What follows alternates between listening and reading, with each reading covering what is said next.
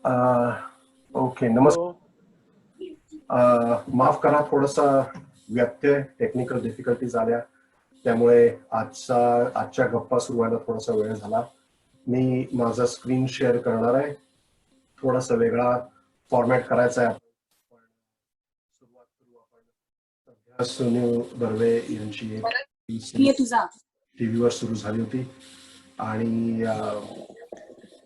करोनामुळे ती थोडीफार बंद पडली, पण तरी आपण लवकरच सुरुवात करू.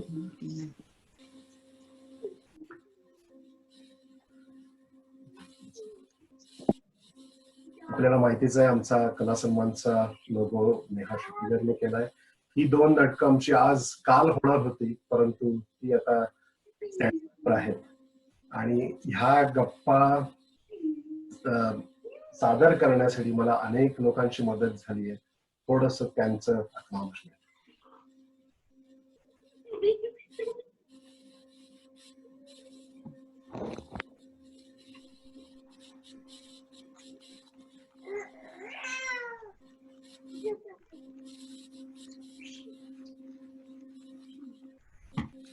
तोपर्यंत सुनील आणि मी या व्यतिरिक्त सगळ्यांनी आपापले कॅमेरे चालू ठेवा. पण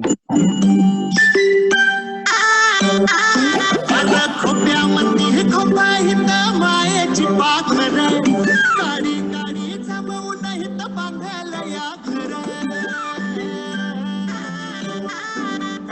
कौल माया ममतेची आणि विश्वासाच्या भिंती आला सोसाट्याचा वारा तरी नाही त्याची भीती येती भीतीची पावला ओलांडून उमरा दारी हसते तोरण म्हणे लक्ष्मी आली घरा दार खिडक्यामधून कवळसे आनंदाचे अंगणातल्या झाडाला झोपे बांधले सुखाचे दृष्ट लागून कुणाची असा सोन्याचा संसार सहकुटुंब सहपरिवार सहकुटुंब सहपरिवार.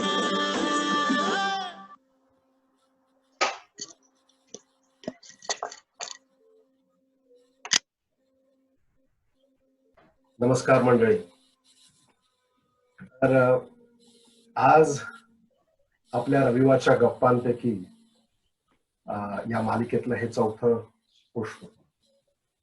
सुनील बर्वे आपल्याला माहितीच आहेत, प्रख्यात अभिनेते, निर्माते, दिग्दर्शक. सुनील,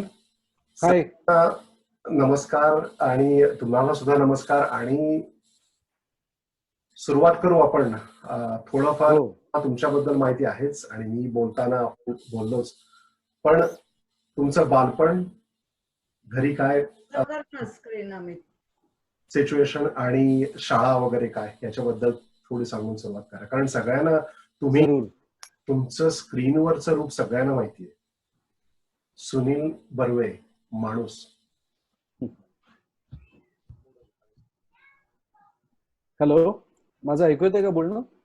हो, येत आहे ना. पराग, तुझं मला वाटतं मध्येच कट होत आहे sound. I don't know what reason. ठीक आहे. माझा ऐकू येतोय ना? पण हॅलो,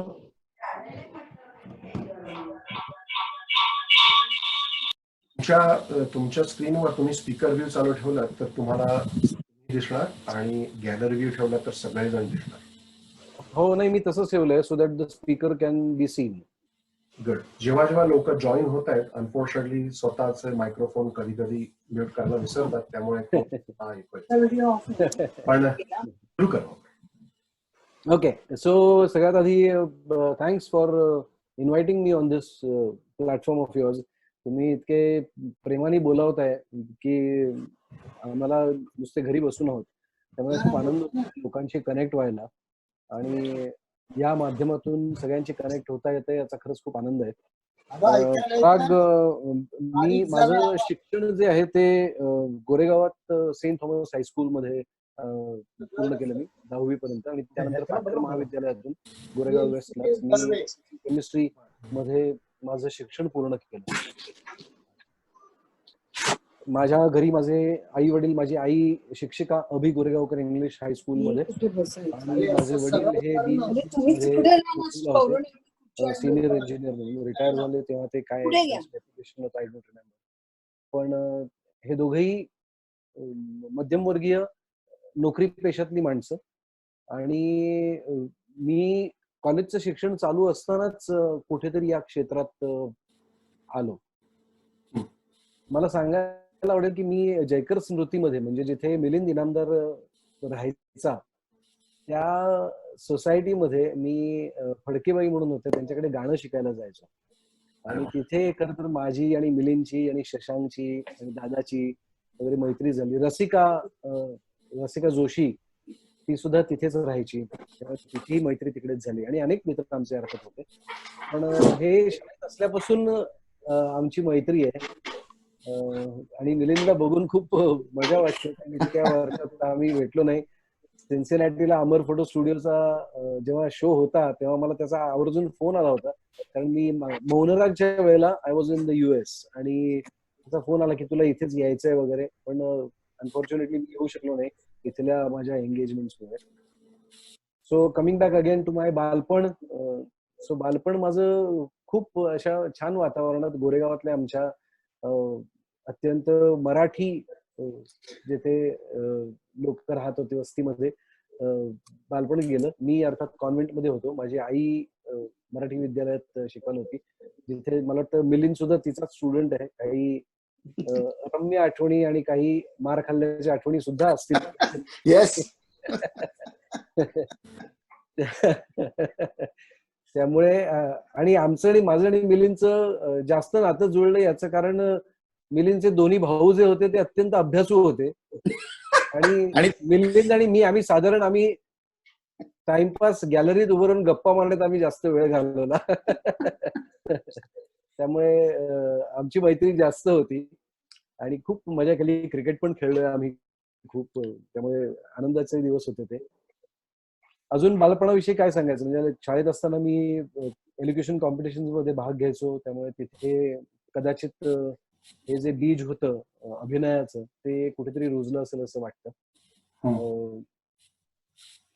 कथाकथन स्पर्धेत सुद्धा. आणि सरप्राइझिंगली आमच्या सेंट थॉमस हायस्कूलमध्ये खरं तर संस्कृत हा विषय नव्हता, पण तरी सुद्धा माझी आई संस्कृत शिकवायची, म्हणून मला एज्युकेशन कॉम्पिटिशन मध्ये किंवा रामकृष्ण मिशनच्या एज्युकेशन कॉम्पिटिशन मध्ये किंवा कथाकथन स्पर्धेत मला संस्कृत मध्ये त्यांनी पार्टिसिपेट करायला लावलं.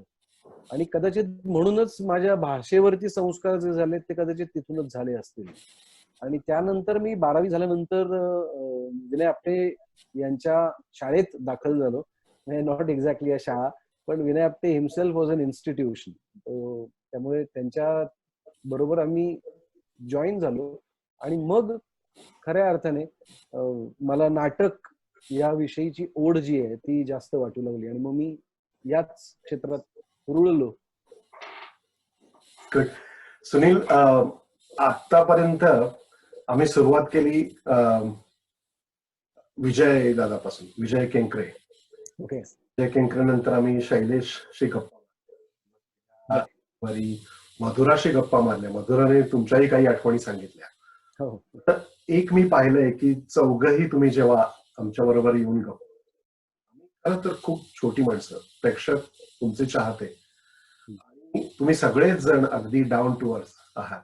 की आपण म्हणजे माझ्या लहानपणी नट, अभिनेते आणि ह्यांच्या कथा ऐकल्या, त्याच्यापासून एकदम विरुद्ध असं दिसतंय की तुम्ही सगळे डाऊन टू अर्थ. मिलिंदशी बोलताना सुद्धा मिलिंद मला म्हणाला की सुनील अतिशय डाऊन टू अर्थ माणूस आहे. तर वडिलांकडून आला की आईकडून? मला वाटतं ते पाहून पाहून माणूस शिकतो, किंवा रादर वयोपरत्वे सुद्धा मला वाटतं माणसाला जेव्हा आयुष्याविषयीच्या खऱ्या अर्थाने जे चढ उतार आहेत ते कळायला लागतात, त्यामुळे सुद्धा कदाचित माणूस डाऊन टू अर्थ होत असेल असं मला वाटतं. म्हणजे मला एकदा हसू आलं होतं जेव्हा एक 20 वर्षाच्या एका ब्युटी पेजंट मध्ये आम्ही जज असताना एक 20 वर्षाची मुलगी म्हणाली होती की life the ups and downs in my life has taught me so much. तर मला खूप हसू आलं होतं, कारण म्हणलं की 20व्या वर्षी या मुलीने काय पाहिलंय अप्स अँड डाऊन्स बद्दल बोलते. पण तसं मी अप्स अँड डाऊन्स बोलत नाही, कारण खरंच मी आता वयाची माझ्याही 50शी मी उलटलेली आहे. त्यामुळे ह्या आत्तापर्यंतच्या प्रवासामध्ये माझ्या आई वडिलांना जे मी पाहिलंय किंवा माझ्या गुरूंना सुद्धा, मी विनय अत्यंत माजोरडा होता आणि त्याला त्याचा खूप अभिमान होता, गर्व होता. पण तरी सुद्धा तो लोकांशी वागताना कसा वागायचा हे मी पाहिलं होतं जवळून. किंवा मी दिलीप कुलकर्णीला पाहिलं होतं. मी अनेक मोठ्या कलाकारांना पाहिलं. मी लक्ष्याला पाहिलं होतं. तोही तसाच होता. तोही लोकांशी वागताना प्रेमाने, सौहार्दाने वागायचा. आणि मला असं वाटतं की कुठेतरी ना हे आपल्या मराठी संस्कृतीतच आहे की काय असं मला वाटतं. कारण आपण सगळेजण ना नॉट नेसेसरीली आपल्या घरातलेच संस्कार महत्वाचे असतात. पण आपल्या चाळीतले संस्कार सुद्धा आपल्यावरती खूप होत असतात. आणि आपल्या चाळीमध्ये जिथे नाही, आपण चाळीत राहिला असलात तुम्ही तर तुम्हाला कल्पना असेल, किंवा सोसायटी जरी का असली, आत्ता जितकं काय म्हणतात त्याला आयसोलेटेड जगतायत तसे जगत नव्हतो आपण आपल्या लहानपणी. त्यामुळे सोसायटीतली सगळी मंडळी एकत्र राहणं, मग त्या सोसायटीमध्ये वेगवेगळ्या स्तरातली लोक राहायची, त्या चाळीत वेगवेगळ्या स्तरातली लोक राहायची. तिकडे दुकानदारही असायचं, त्या दुकानदाराच्या मुलाशी आपण खेळायचो. एखाद्या भंगारवाल्याच्या दुकानात त्याच्याही दुकानात जाऊन लपायचो. त्यामुळे मला असं वाटतं की जो प्रवास आपल्या आयुष्यात घडलाय ना, त्यामुळे कदाचित ही आमची अख्खी पिढी, मला असं वाटतंय किंवा आमच्या आधीची पिढी सुद्धा ही तुम्हाला अशीच सापडेल. I wouldn't say down to earth, कारण त्याच्यासाठी खूप मोठं माणूस असावं लागतं आणि मला वाटत नाही मी तितका काही मोठा आहे. सो आय फील आम्ही असेच राहू. काय आता, आम्हाला we love to be connected to people. आणि मला मला खूप आवडतंय लोकांशी कनेक्ट व्हायला, लोकांशी गप्पा मारायला. त्याच्यातून बऱ्याच गोष्टी शिकता येतात आयुष्याबद्दलच्या. तुम्ही मगाशी म्हणाला पाटकर कॉलेजमध्ये तुम्ही बीएससी केलं बरोबर? हो.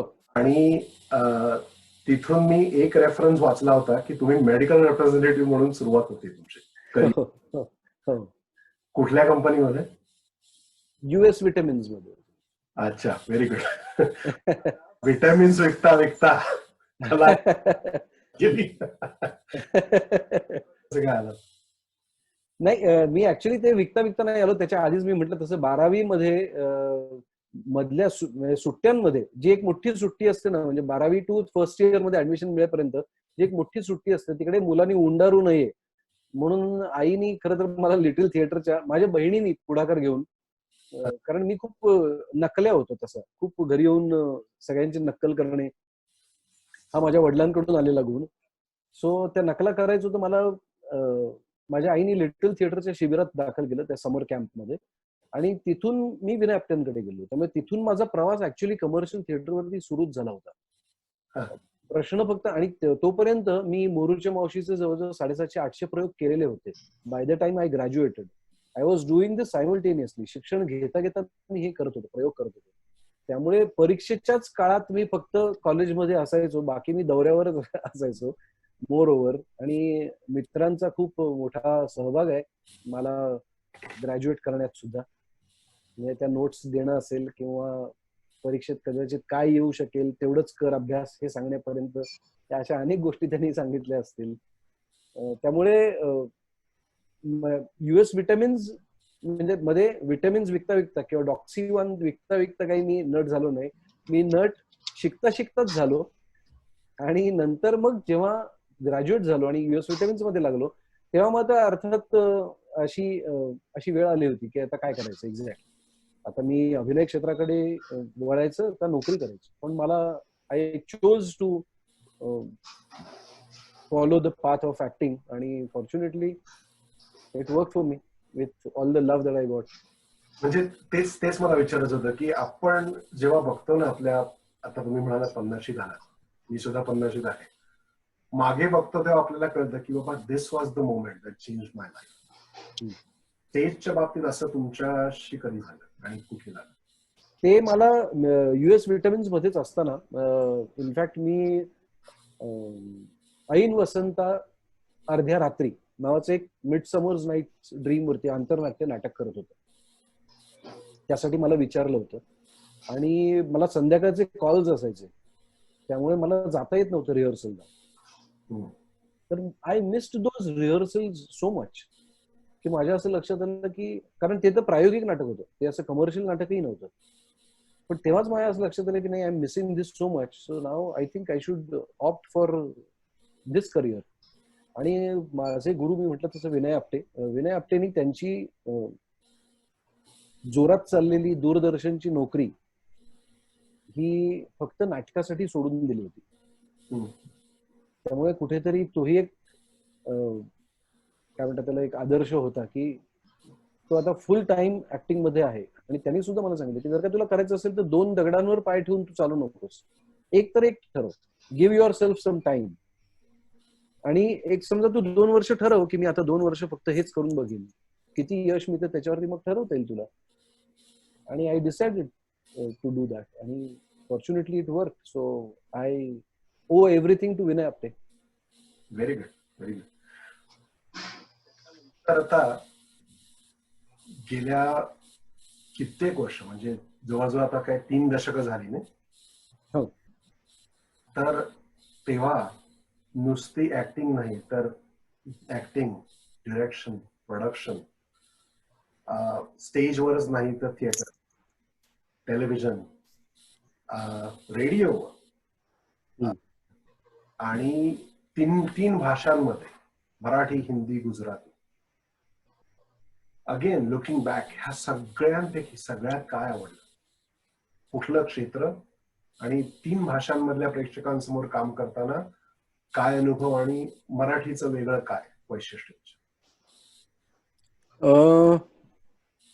अर्थातच म्हणजे माझ्या मनात आता तो डाऊट नाहीच आहे की कुठलं क्षेत्र आवडलं किंवा कुठली भाषा आवडली. ती मराठी आणि मराठी नाटक, हे अगदी ठामपणे मी सांगू शकतो. पण अनुभव निश्चितच खूप मला ग्रो करणारा होता. कारण मी आता गुजराती नाटकातून सुद्धा कामं केली, तर गुजराती नाटकांमध्ये ते सगळे धंदेवाईक माणसं आहेत, दे नो बिझनेस, एवढं मला लक्षात आलं. म्हणजे तिकडे आलेला माणूस, नाटक बघायला मी इन्व्हाइट केलेला माणूस सुद्धा, तो तिकडे काय येत असतो भाईदासला, तर त्याला तिकडे वडे खायचे असतात आणि थोडा वेळ विरंगुळा हवा असतो, आणि कुठले तरी आपले जे सिमिलर बिझनेसमध्ये माणसं असतात त्यांच्याकडून धंद्यामधल्या अजून गोष्टी जाणून घ्यायच्या असतात, एवढ्यासाठी ते नाटकाला येतात. त्यामुळे ते मला काही फारसं आवडणारं नव्हतं. म्हणजे मला आठवतं, मी मासिबा नावाच्या नाटकात काम केलं होतं, जे मोरूची मावशीचं गुजराती व्हर्जन होतं. आणि मी आमच्या शेजाऱ्यांना त्याच्यासाठी इन्व्हाइट केलं. भाईदासला मी त्यांच्यासाठी थांबलो होतो तिकडे. पहिली बेल झाली, दुसरी बेल झाली, तिसऱ्या बेल नंतर माझी पहिली एंट्री. तर मी बाहेर थांबलो होतो त्यांना त्यांची तिकीट देण्यासाठी. आणि ते आल्यावरती मी त्यांना म्हटलं की घ्या घ्या, हे तुमची तिकीट घ्या, तुम्ही लवकर जाऊन बसा, नाटक कधी सुरू होईल. तर मला त्या गृहस्थाने सांगितलं की अरे सोड ना, तू भाईदासचे वडे खाल्लेस काय, आधी वडे खाऊया, मग नाटक बिटक होत राहील. तर तिथेच माझ्या लक्षात आलं की म्हणजे आपण किती सिरियसली गुजराती थिएटर करायचं. आणि तो एक अनुभव होता अर्थात. आणि मग तिकडे मला आणखीन एक आश्चर्य वाटलं, कारण तिकडे 4-4, 5-5 बेल देतात, लोक येत नाहीयेत आतमध्ये म्हणून. बरं, असं नाहीये की कुठल्या कॉन्ट्रॅक्ट शो आहे की कुठल्या तरी संस्थेने घेतलेला आहे, त्यांचे अध्यक्ष यायचे आहेत म्हणून तोपर्यंत आपले प्रेक्षकांना आकर्षित करण्यासाठी बेल वाजवतात, असं नाही. तिकीटेड शोला सुद्धा प्रेक्षक आतमध्ये येत नाहीत म्हणून ते 3-4 बेल सुद्धा देतात. हिंदी थिएटर करताना सुद्धा मला तेच जाणवलं की त्याला बेसिकली काय आहे की त्याचे प्रयोग संख्या जी आहे ना, ती खूप कमी आहे, खूप मर्यादित आहेत, खूप कमी थिएटर्स आहेत. त्यामुळे तिकडे तिकीट शोज होणं सुद्धा कठीण असतं. आणि या सगळ्या गोष्टी बघता मला असं वाटलं की आपलं मराठी थिएटर हे आपण किती नेटाने करतो, रेग्युलरली करतो. आपण कित्येक शहरांमध्ये जातो.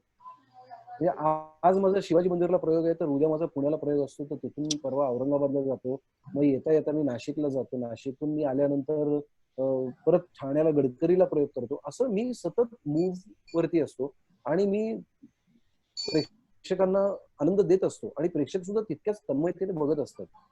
काही अर्थातच तन्मयतेने बघणाऱ्या प्रेक्षकांना काय म्हणतात त्याला की दृष्ट लागू नये म्हणून काही प्रेक्षक आपल्याकडेही असतात की जे नतद्रष्ट असतात, थोडेसे जे त्रासदायक असतात, ज्यांचे फोन चालू असतात वगैरे.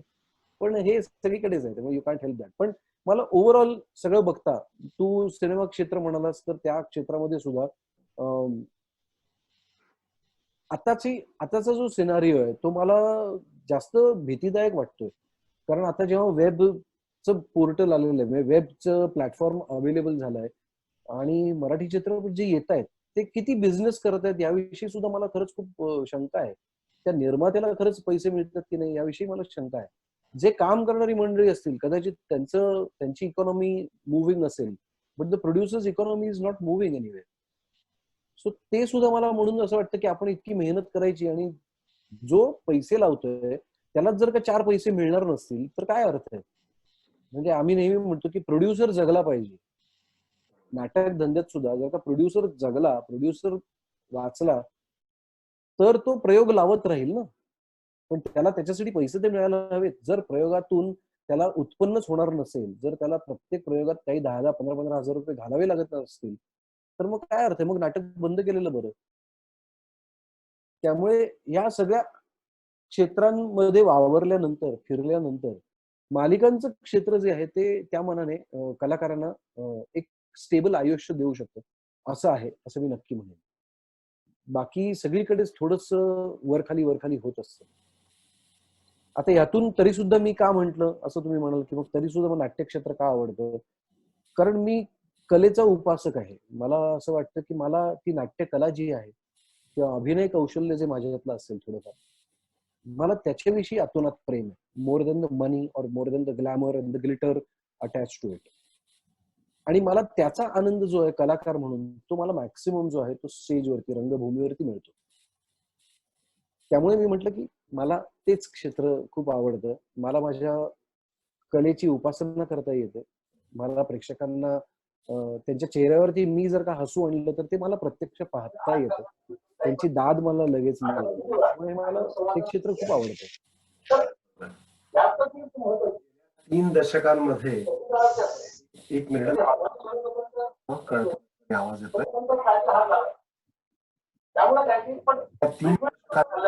एवढं ठेवलंय अतिशय सुंदर की याची मी एक छोटीशी झलक लोकांना दाखवणार आहे. आणि त्याच्यानंतर मला माहिती आहे की आमच्या अनेक प्रेक्षकांच्या मनात एक बर्निंग क्वेश्चन आहे तो तुमच्या हर्बेरियम प्रोजेक्ट पर्यंत. सो एक छोटीशी झलक आपण हर्बेरियमला हर्बेरियम बद्दल चर्चा करायला सुरुवात करूयाच लवकरच. हो हो येस जरूर.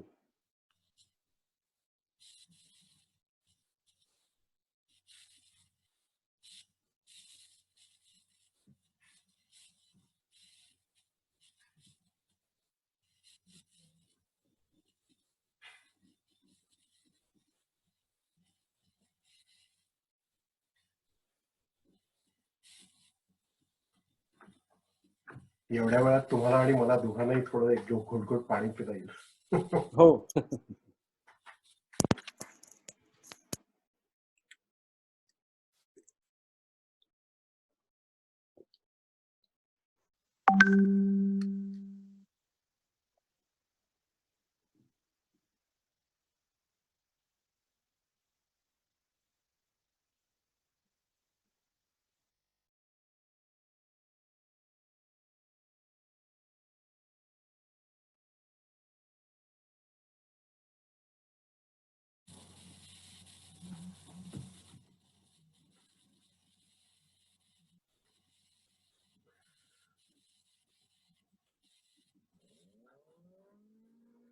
म्हणूनच मी म्हटलं की मी प्रत्येक तुम्ही जे जे काम आतापर्यंत स्टेजवर केलंय हे सगळं आणायचा त्याचा प्रयत्न केलाय.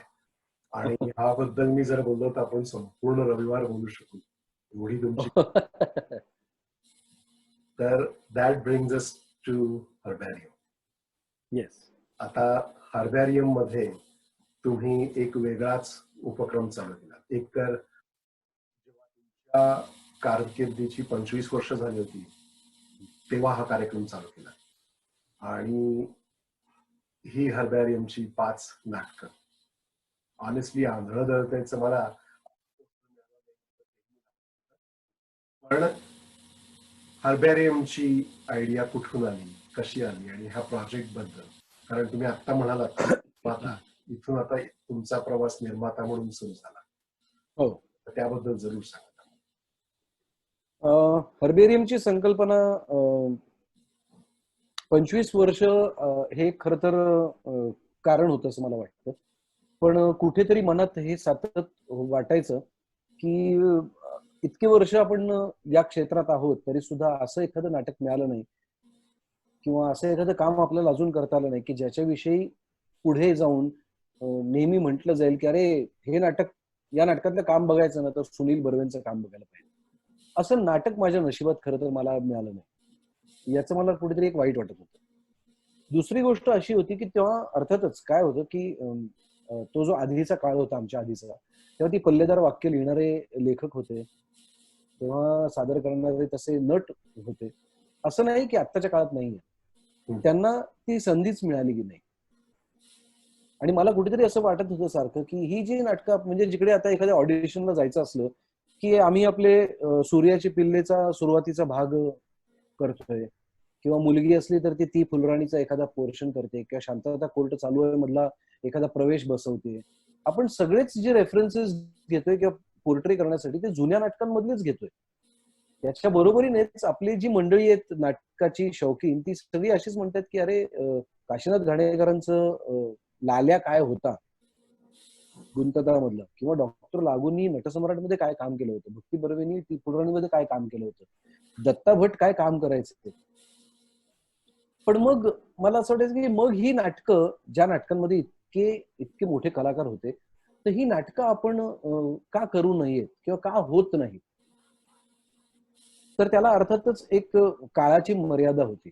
म्हणजे ती त्या त्या काळातली नाटकं होती, त्या त्या स्टाईलने लिहिलेली नाटकं होती. ती आत्ताच्या काळात या फास्ट युगामध्ये जिकडे सगळेजण 5व्या मिनिटाला एखादा टर्न कसा येईल नाटकात हे पाहतायत आणि 10व्या मिनिटाला एखादा लाफ्टर कसा येत नाही, अजून लाफ्टर कसा आला नाही हे पाहतायत. तर त्या या फास्ट युगामध्ये कदाचित ती नाटकं स्लो असतील म्हणून केली जात नाहीये किंवा म्हणून तशी नाटकं लिहिली जात नाही असं एक कारण आपलं नुसतं दिलं जातं.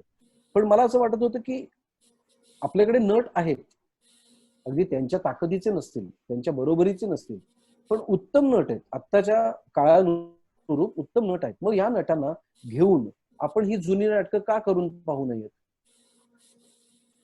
आणि दुसरी एक गोष्ट मला असं वाटलं की जर मला, म्हणजे तेव्हा मी साधारण 40-45 वर्षांचा होतो, मला असं वाटलं की जर मला असं वाटतंय की आपण ही जुनी नाटकं पाहावी तर माझ्या एजच्या साधारण सगळ्यांनाच असं वाटत असणार की आपण ही नाटकं पाहायला हवी, जुनी नाटकं. कारण बऱ्याच वेळेला आपल्या लहानपणी आपल्याला आई वडील सांगायचे की आम्ही हे नाटक बघून आलो, कारण ते मुलांना, लहान मुलांना घेऊन जाण्याची पद्धत नव्हती किंवा काही काही ठिकाणी घेऊन सुद्धा गेलेले. तर मला असं वाटलं की आपल्याला किती ती लहानपणीची नाटकं आठवतात, तर आठवत नाहीत. पण त्या जुन्या स्मृतींसाठी म्हणून आपण ही नाटकं खरं तर काढायला हवी. त्याच्या बरोबरीने आणखीन एक त्या काळात असं होत होतं की अनेक कलाकार मंडळी जी होती ती अत्यंत व्यस्त होती, मालिकांमध्ये त्याच्यानंतर फिल्म्स करण्यामध्ये बिझी होती. त्या नटांना सुद्धा कुठेतरी परत यायची इच्छा होती नाटकाकडे, पण नाटकाचं आणखीन मालिकांचं शेड्यूल कुठेतरी मॅच होत नव्हतं आणि ही कमिटमेंट जी आहे नाटकाची ती साधारण 1-2 वर्षांची असते. मग ती कमिटमेंट न पाळता येणार नाही ही भीती असते, म्हणून सुद्धा बरेचसे नट येत नव्हते. तर मला असं वाटलं की जर का आपण मोजकेच प्रयोग ठेवले आणि या नटांना सांगितलं की मी कमिट करतो तुला की मी पुढच्या 3 महिन्यात हे नाटक आपलं होऊन जाईल, 25 प्रयोग करूया आणि 25 प्रयोगानंतर तुम्ही मोकळे, निर्माता म्हणून मी मोकळा, अशा पद्धतीने आपण हे नाटकं का करू नयेत. मी माझ्या दिग्दर्शक मित्रांना म्हटलं की तुम्ही आत्ताची कंटेम्पररी नाटकं तर करताच आहात, पण तुम्हाला सुद्धा जर का एखादं सूर्याची पिल्लेसारखं नाटक मिळालं तर तुम्हाला करायला आवडेल की नाही. तर ते आनंदाने तयार झाले या सगळ्या विचाराला. आणि म्हणून मग चंद्रकांत कुलकर्णी, प्रतिमा कुलकर्णी, मंगेश कदम, विजय केंकरे आणि गिरीश जोशी हा आधी होता दिग्दर्शकांमध्ये, 5 दिग्दर्शकांमध्ये. तर तो या सगळ्या 5 दिग्दर्शकांना घेऊन मी अशी जुनी नाटकं करायची ठरवली. आणि याला हर्बेरियम असं नाव देण्यामागची कल्पना सुद्धा माझीच होती.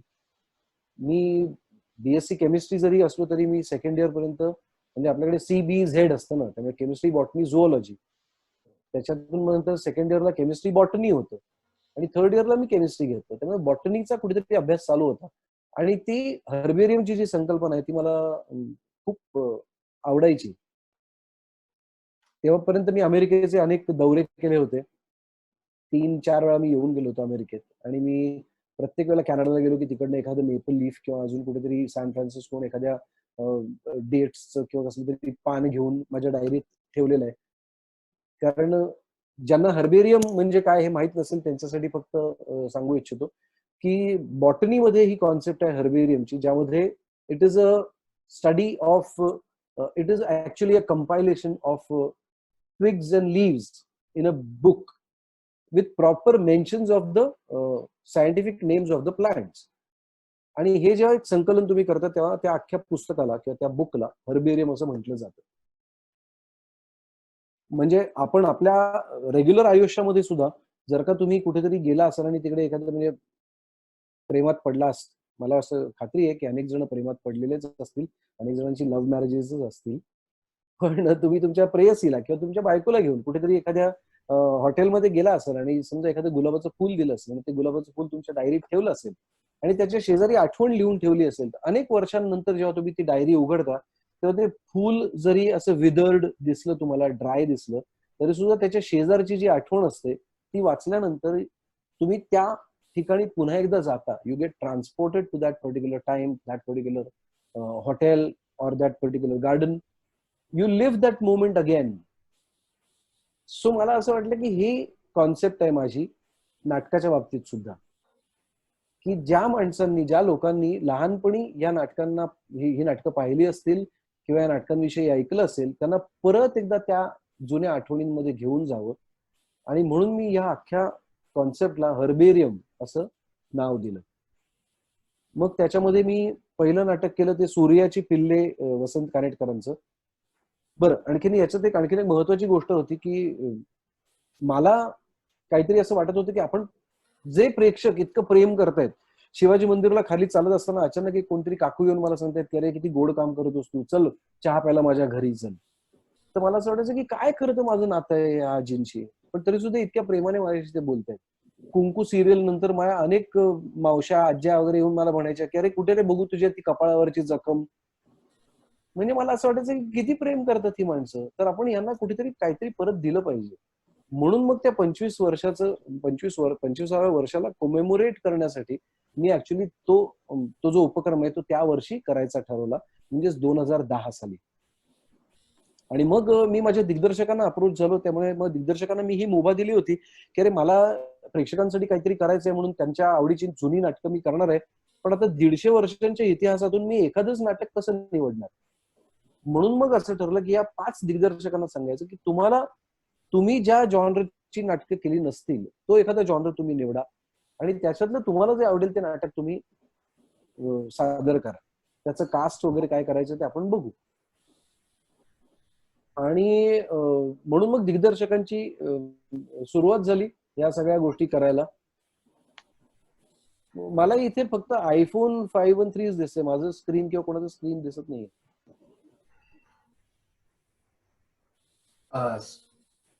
राईट हँड अपर आला आता तुझा आला चेहरा.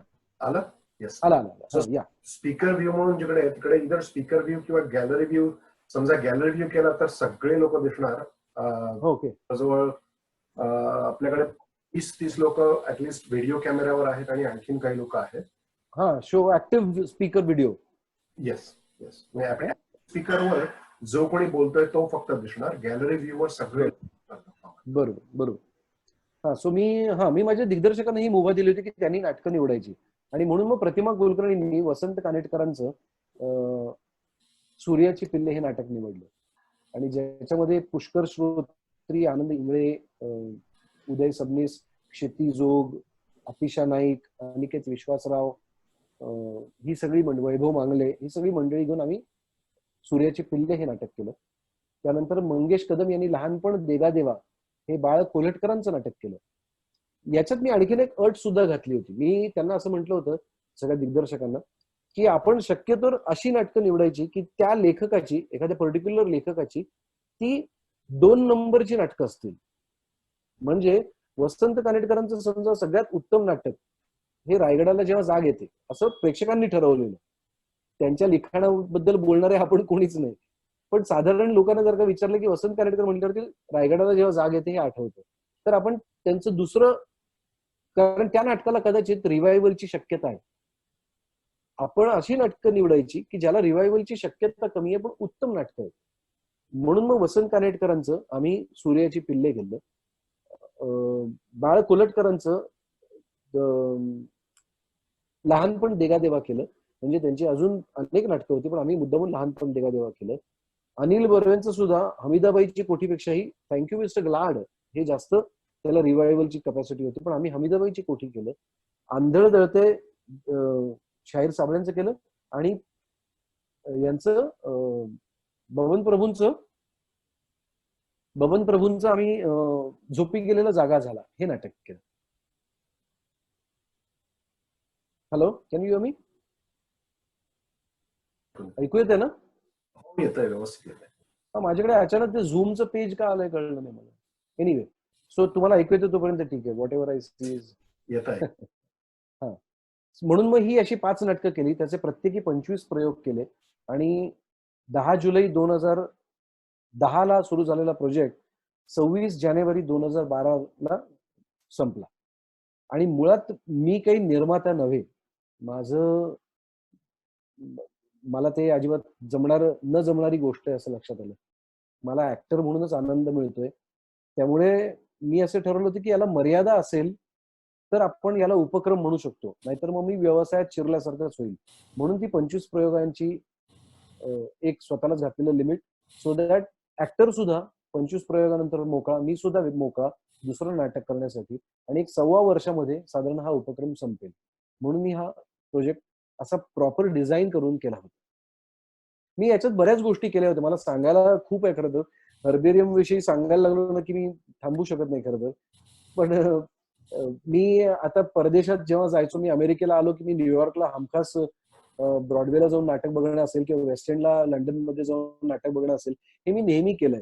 त्यामुळे मला तिथलं ते ब्रोशर जे मिळायचं, सुरुवातीला जे एक बुकलेट दिलं जातं, प्ले बिल, तर ते मला खूप आवडायचं. म्हणून मी हर्बेरियमच्या माझ्या प्रोजेक्टच्या वेळेला सुद्धा असं मी एक छोटंसं ब्रोशर केलं होतं तयार, ज्याच्यामध्ये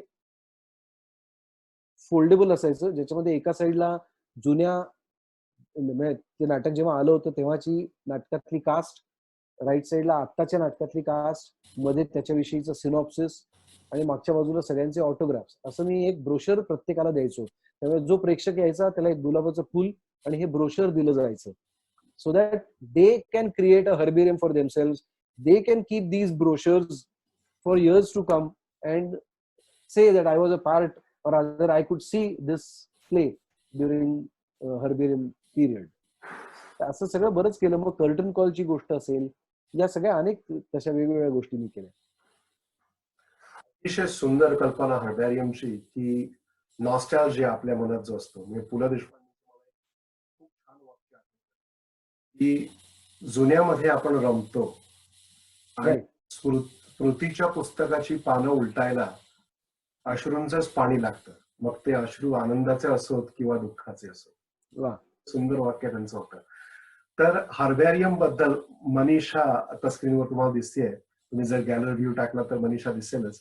पण मनीषाचा एक प्रश्न आहे की मनीषा विचारेलच प्रश्न खास करून असा आहे की पूर्वीची नाटकं आपल्या डोळ्यासमोर जी असतात ती आणि आता जी नवीन नाटकं सादर होतात, तर दिग्दर्शक तेव्हा हँडल करतो किंवा तुम्ही निर्माता म्हणून हे नाटक स्टेजवर आणायला बघता, याबद्दल कम्पॅरिझन बद्दल मनीषा तुझं. हो, माझं बोलणं ऐकू येत आहे का?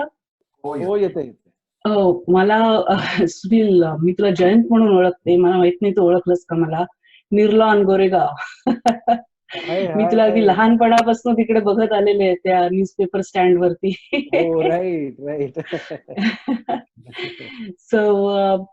सो ही आता हर्बेरियमच्या दृष्टीने जी जुनी नाटकं पुन्हा जेव्हा आपण आणतात, तर त्याच्यामध्ये आता इतर वेगवेगळ्या खूप फेमस ऍक्टर्सनी पूर्वी त्याच्यातनं कामं केलेली आहेत. आणि आता ही रूपांतरित नाटकं म्हणजे ही पुन्हा जेव्हा सादर केली जातात, तेव्हा नवीन दिग्दर्शक जो असतो त्याचं फॉलो केलं जातं का पूर्वी ज्यांनी नाटकात त्या कामं केलेली आहेत त्यांचं फॉलो केलं जातं, का आत्ताचा ऍक्टर हा स्वतः ते नीट वेगळ्या पद्धतीने इंटरप्रेट करतो आणि मग ते फॉलो केलं जातं? प्रश्न खूपच छान आहे. पण कसं आहे की स्क्रिप्ट जे आहे ते चिरकाळासाठी असतं आणि कुठलाही शब्द जो असतो तो तुम्ही जसा वाचाल म्हणजे ज्याच्या मनात प्रत्येक जण जसं वाचेल तसं तो इंटरप्रेट होऊ शकतो. त्यामुळे कुठलंही स्क्रिप्ट तुम्ही घेतल्यानंतर की एखादा दिग्दर्शक असेल त्याला ते कसं अभिप्रेत होतंय त्याच्यावरती तो ते नाटक बसवतो. त्यामुळे त्या काळातल्या लोकांनी कसं बसवलं होतं त्यापेक्षाही तेव्हाचे त्यांचे त्यांचे विचार असतील. आताच्या काळातल्या दिग्दर्शकांचा विचार काय आहे त्या बाबतीतला हा मला फार महत्वाचा वाटतो. आणि नाटकाची गंमत तीच आहे की आज लिहिलेलं स्क्रिप्ट आहे पण ते अनेक वर्षांनंतर सुद्धा कोणीतरी प्रयत्न करू शकतो ते परत एकदा रिस्टेज करण्यासाठी. म्हणजे जुन्या काळातलं शांतता कोर्ट चालू आहे समजा हे नाटक घेतलं तर तेव्हा अरविंद देशपांडे यांनी ते कसं बसवलं होतं त्याचे त्याचे दुवे शोधणं किंवा ते शोधणं आणि तसंच्या तसं बसवणं याच्यापेक्षा आताच्या दिग्दर्शकाला जो कोणी दिग्दर्शक वाचतोय त्याला ते कसं वाटतंय, त्याला त्याचं ब्लॉकिंग कसं वाटतंय, त्याला ती बिणारेबाई कुठे उभी पाहिजे, त्याला तो जो कोर्टाचा सिक्वेन्स करायचा आहे तो त्याला लेफ्ट साइड ऑफ स्टेज करायचा आहे, त्याला सेंटर स्टेज करायचं आहे का त्याला राईट साइड ऑफ स्टेज करायचं आहे हे त्या त्या दिग्दर्शकांनी ठरवायचं असतं.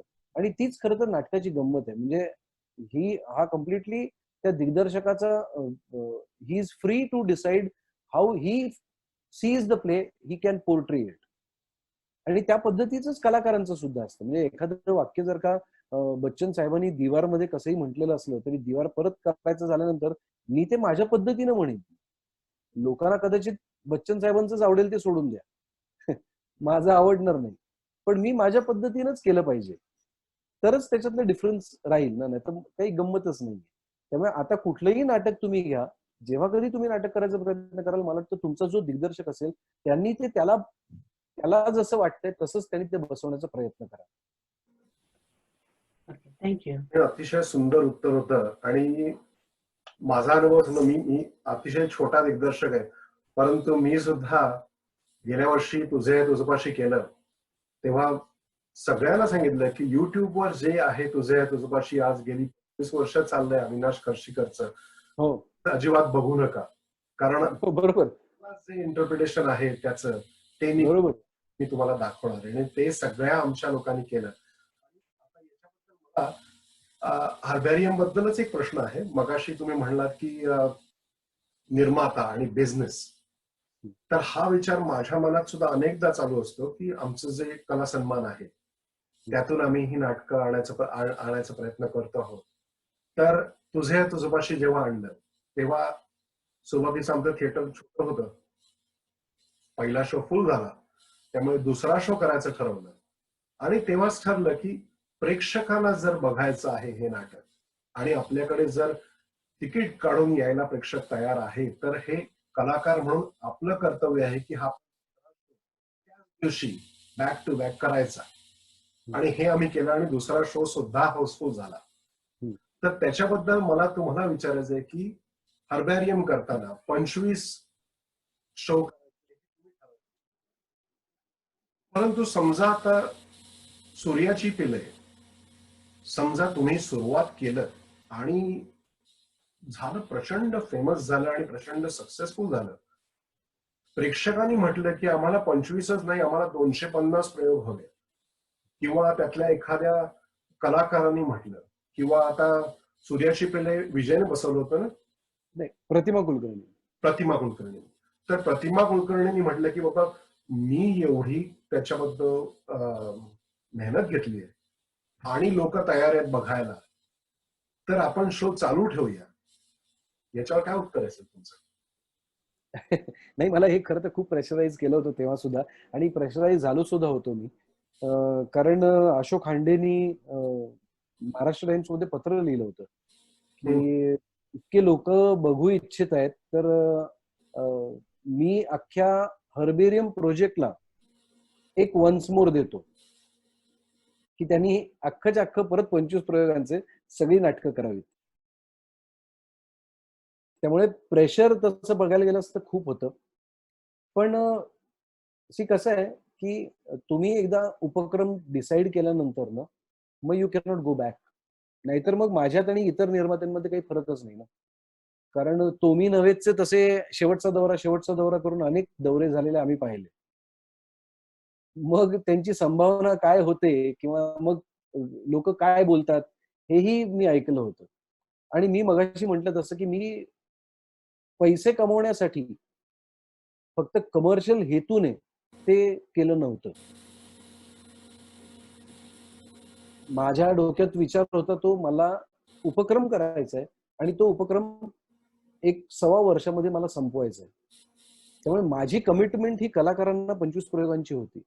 त्याच्यानंतर कलाकारांनी मला सांगितलं, टू बी व्हेरी ऑनेस्ट, माझा अख्खा जेव्हा 25 प्रयोग सगळ्या नाटकांचे झाले 2012 साली, त्याच्यानंतर खूप प्रेक्षकांनी मला मी जिथे जिथे जायचो नाटक बघायला तिथे मला प्रेक्षक म्हणायचे की आमचं सूर्याची पिल्ले बघायचं राहिलं, आमचं हमीदाबाईची कोठी बघायचं राहिलं, तुम्ही प्लीज सुरू करा, प्लीज सुरू करा. त्यामुळे मी सगळ्या कलाकारांना, दिग्दर्शकांना सगळ्यांना सांगितलं की असं असं खूप मागे लागतंय, तर काय करूया. म्हणून आम्ही प्रेक्षकांच्या आग्रहाखातर प्रत्येक थिएटरला 2 प्रयोग करायचे ठरवले सुद्धा. पण मग जी लोक आपल्याला आत्ता पाठिंबा देत असतात ना, तीच जेव्हा उलट बोलायला लागतात त्याच्याविषयी सुद्धा, मग असं वाटतं की नको, मग हे चुकीचं आहे. मग when people started doubting my integrity, मग असं वाटलं की नको, मी I will stick to my word, I don't want to do any more shows. आणि म्हणून मी खरं तर तेव्हा सुद्धा करत नव्हतो. हे प्रेक्षकांच्या आग्रहाला बळी पडूनच मी खरं तर पुढचे प्रयोग केले होते. जेव्हा माझं नाटक 25 प्रयोगांना सुद्धा, म्हणजे 25वा प्रयोग आमचा षण्मुखानंद हॉलला झाला होता, सूर्याची पिल्लेचा. आणि षण्मुखानंदची कपॅसिटी 2700 लोकांची आहे. माझ्या मनात प्रचंड धाकधूक होती, कारण तुम्ही विचार केलात ना, तर षण्मुखानंद हाऊसफुल होण्यासाठी 2700 लोक यायला हवेत, जे किंग सर्कल सारख्या ठिकाणी आहे, जे आउट ऑफ द वे आहे, जे कुठल्याही मराठी एरियाच्या बाहेर आहे. म्हणजे ते पार्ल्यात नाही, ते दादरमध्ये नाही, ते बोरिवलीत नाही, ते ठाण्यात नाही, ते किंग सर्कलला आहे, जिथे अत्यंत कॉस्मोपॉलिटन क्राऊड आहे. तर तिकडे कोण लोक येतील इथपासून, जिकडे माझ्यावरती लोक शंका घेत होते माझ्या उपक्रमाविषयी, तिकडे ते नाटक पहिल्या दिवशी बुकिंग ओपन झालं आणि हाऊसफुल झालं. त्यामुळे मला हे खात्रीच होती की हे नाटक अजून जर का मी चालवायचं ठरवलं तर निश्चित याला अजून 100 प्रयोग मरण नाही, इतकं ते उत्तम होत होतं. पण I wanted to respect my word also, and so I decided की I am not going to do it. And which my actors, my director and everybody, त्यांनी माझा मान ठेवला आणि त्यांनी मला कोणी प्रेशराईज केलं नाही. त्यामुळे खरं तर मी तेव्हा थांबू शकलो, त्यामुळे मी पुढचं नाटक करू शकलो. नाही तर काय झालं असतं माहिती आहे की मग आपलं सूर्याची पिल्लेच करत बसलोय. वर्ष झालं, 2 वर्ष झालो, मग मी त्या कलाकारांच्या अडचणींमध्ये अडकलोय. मग कुठल्या तरी कलाकाराचं याचं शूटिंग ऍडजस्ट कर, त्याचं शूटिंग ऍडजस्ट कर. मग माझ्यामध्ये आणि त्या कलाकारांमध्ये काहीतरी वितुष्ट निर्माण होत आहे. या सगळ्या त्या कमर्शियल ऍस्पेक्ट्स मुळे येणारे जे दुरावे आहेत ते निर्माण व्हायला सुरू झालं असतं. ते मला नको होतं. I did not want to spoil the taste. I did not want to leave a sour taste in my mouth when I parted way with Suryachi Pille. I said ki I'm on good terms with everybody. I wish to end it here. तरच लोकांना पुढच्या नाटकाला सुद्धा विश्वास बसेल ना. नाहीतर लहानपण देगा देवाच्या वेळेला जे लोक गर्दी करत होते ते म्हणाले असे की अरे नाही, याला थोडासा आग्रह केला ना क्या करतो 50-100 प्रयोग, आपण नंतर बघू. पण नंतरच्या नाटकांना म्हणून लोकांना खात्री पडली की नाही, हा 25च करतो. त्यामुळे सगळी शेवटच्या प्रयोगापर्यंत माझ्या नाटकाला हाऊसफुल गर्दी होत होती. त्याच्यातली परत अशी सुद्धा गंमत आहे की सूर्याची पिल्ले, हमीदाबाईची कोठी आणि झोपी गेलेला जागा झाला, याला म्हणजे ओव्हर द टॉप डिमांड होता. तर आंधळ दळते आणि लहानपण देगा देवावर ठीक ठीक होते. म्हणजे जर का मी सूर्याची पिल्ले गोईंग बॅक, थिंकिंग बॅक किंवा रेट्रोस्पेक्टिव्ह इफेक्ट मध्ये जर का मी त्याचे प्रयोग चालूच ठेवले असते तर लहानपण देगा देवा माझं अजून कदाचित सकम झालं असतं या सगळ्याला. मग पुढचं हमीदाबाईची कोठीला सुद्धा लोकांनी तेच म्हटलं असतं. आणि मग हे प्रोजेक्ट किती वर्ष चाललं असतं याला काही एंडच नव्हता. So, like that, I will let you take a sip of हर्बॅरियम. त्याच्यानंतर हर्बॅरियम 2 आला आणि हर्बॅरियम 2 मध्ये हा आता हर्बॅरियम आणि हर्बॅरियम 2 ह्याच्यामध्ये किती वेळ गेला? 7 वर्ष गेली. 5 वर्ष टू बी प्रिसाइज. म्हणजे 2012ला समजा संपलं असं धरलं आपण, तर 2017 मध्ये मी हर्बॅरियम 2 केलं. ओके. आणि हर्बॅरियम 2 चा पहिला पती गेले ग काठेवाडी. हो. आणि मला आठवतंय मी एक तुमचा एक इंटरव्ह्यू पाहिला होता की कोणीतरी माझ्या मध्ये एक थोडासा खवचट प्रश्न विचारला होता की 25 प्रयोग होईपर्यंत पुढच्या प्रयोगाचं नाव जाहीर करायचं नाही. हो. हे गिमिक आहे का खरोखरच असं होत आहे? नाही, ते खरं तर थोडंसं गिमिक सुद्धा होतं. कारण गंमत सांगतो की तू जसं मगाशी तुझं पाशी बद्दल सांगितलंस की ते सगळे लोक बघायला लागतात नाटक. तर मला कुठेतरी ही सुद्धा भीती होती की कदाचित मी पुढचं नाटक डिक्लेअर केलं. कारण तुला गंमत सांगतो, 10 जुलैला माझा नाटकाचा पहिला प्रयोग होता सूर्याची पिल्लेचा. त्याच दिवशी किंवा त्याच्या एक दिवस आधी दूरदर्शनवरती जुनं सूर्याची पिल्ले दाखवलं. म्हणजे आता दूरदर्शन बिईंग अ गव्हर्नमेंट इन्स्टिट्यूशन, ते सुद्धा जर का असं करू लागले तर मी म्हणतो की पुढचं नाटक मी डिक्लेअर केल्यानंतर हू नोज ही सगळी नाटकं कुठल्या कुठल्या कलाकारांना घेऊन केलेली आहेत, ती समजा कुठल्या तरी चॅनलनी दाखवायला सुरुवात केली तर माझं काय होईल? म्हणजे मला त्याची भीती नव्हती. कारण जो खरा सच्चा प्रेक्षक आहे तो येऊन नाटक जिवंत माणसांनी सादर केलेलंच बघणार.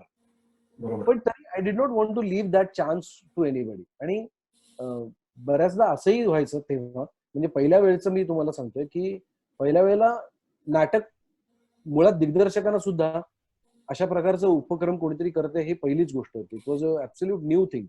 त्याला कसा रिस्पॉन्स मिळेल हे सुद्धा माहित नव्हतं. सूर्याची पिल्ले हाऊसफुल व्हायला लागल्यानंतर मग दिग्दर्शक सुद्धा जागे झाले की अरे बापरे, आता नाटक शोधा. त्यामुळे बऱ्याच वेळेला असंही झालंय की नाटक आमचं आधीचं नाटक सुरू झाल्यानंतर दिग्दर्शकांनी पुढचं नाटक निवडलंय. पण मी त्यांना अट ही घातली होती की मला शेवटच्या माझ्या 25व्या प्रयोगाला माझं नाटक डिक्लेअर करता आलं पाहिजे. म्हणून मग मी माझ्या 25व्या प्रयोगाला पुढचं कुठलं नाटक आहे ते डिक्लेअर करायचो. तो पायंडा मी पाडला होता. आणि म्हणून 25व्या प्रयोगापर्यंत थोडीशी उत्कंठा ताणून धरली पाहिजे ना. म्हणून मग मी कोणालाही आधी किती लोकांनी विचारलं तरी सुद्धा त्यांना नाटकाचं नाव सांगायचं नाही. या उत्तरावर मी माझा पुढचा प्रश्न विचारणार नाही की हर्बॅरियम 2 मध्ये पुढे काय. नाही, ऍक्च्युली सांगू का, हर्बेरियम 2 मध्ये मी थोडासा अडकलो. याचं कारण 2017 साली जेव्हा मी नाटक करायला घेतलं तोपर्यंत काय झालं होतं की एकूणच इकॉनॉमिक परिस्थितीनं खूप बदललेली होती. म्हणजे जे तिकीट मी हर्बेरियम 1च्या वेळेला 300 रुपयाचं ठेवत होतो ते मला ऑब्व्हियसली 300 रुपये ठेवणं परवडणार नव्हतं. त्यामुळे मी 500 रुपये तिकीट ठेवलं आणि 500 रुपयावरती जीएसटी होता. So major portion of my 500 rupees was taken away by the government. आणि मग जरी का माझं नाटक हाऊसफुल गेलं तरी त्याला चांगला रिस्पॉन्स मिळाला तरी माझे पैसे जनरेट नाही होऊ शकले फॉर द नेक्स्ट प्ले.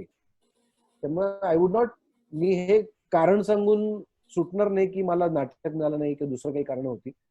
मला उभं नाही केलं पती गेले काठेवाडीनी to produce another play. So I had to take this break. मला आता परत थोडेसे पैसे जमवावे लागतील, परत ऍक्टिंगचं दुकान बरं चालावं लागेल, मग मी ते पैसे जमवून मग मी दुसरं नाटक करीन. पण तोपर्यंत थांबावं लागेल असं दिसतंय. स्पीकिंग ऑफ विच, ते दुकान खूप छान चाललंय. टेलिव्हिजन सिरीजने खूप पॉप्युलॅरिटी दिली. हो. तृप्ती आहेस ते आपल्याकडे. आपला आता तृप्ती प्रश्न विचारते टेलिव्हिजन सिरीज बद्दल. हो प्लीज. नमस्कार. तुम्ही तशा बऱ्याच टीव्ही सिरीज मध्ये वगैरे काम केलेलं आहे, पण मी इतक्यात म्हणजे इथे अमेरिकेत राहून आम्ही काही काही एपिसोड सिरियल्स बघतो. एक घर मंतरलेले मध्ये तुम्ही पाहुणा कलाकार म्हणून 1-2 एपिसोड्स मध्येच काम केलं होतं. पण ती सिरियल अशी हॉरर होती आणि त्या एकाच एपिसोड मधलं तुमचं काम माझ्या एकदम लक्षात राहिलंय. म्हणजे बाकी कुठल्याही कलाकाराचं माझं त्या सिरियल मध्ये काम केलेलं कुठल्याही कलाकाराचं काम माझ्या लक्षात नाही राहिलं, पण तुम्ही त्या एका एपिसोड मध्ये गोष्ट सांगताय की नक्की काय घडलं होतं त्या घरामध्ये. बरोबर.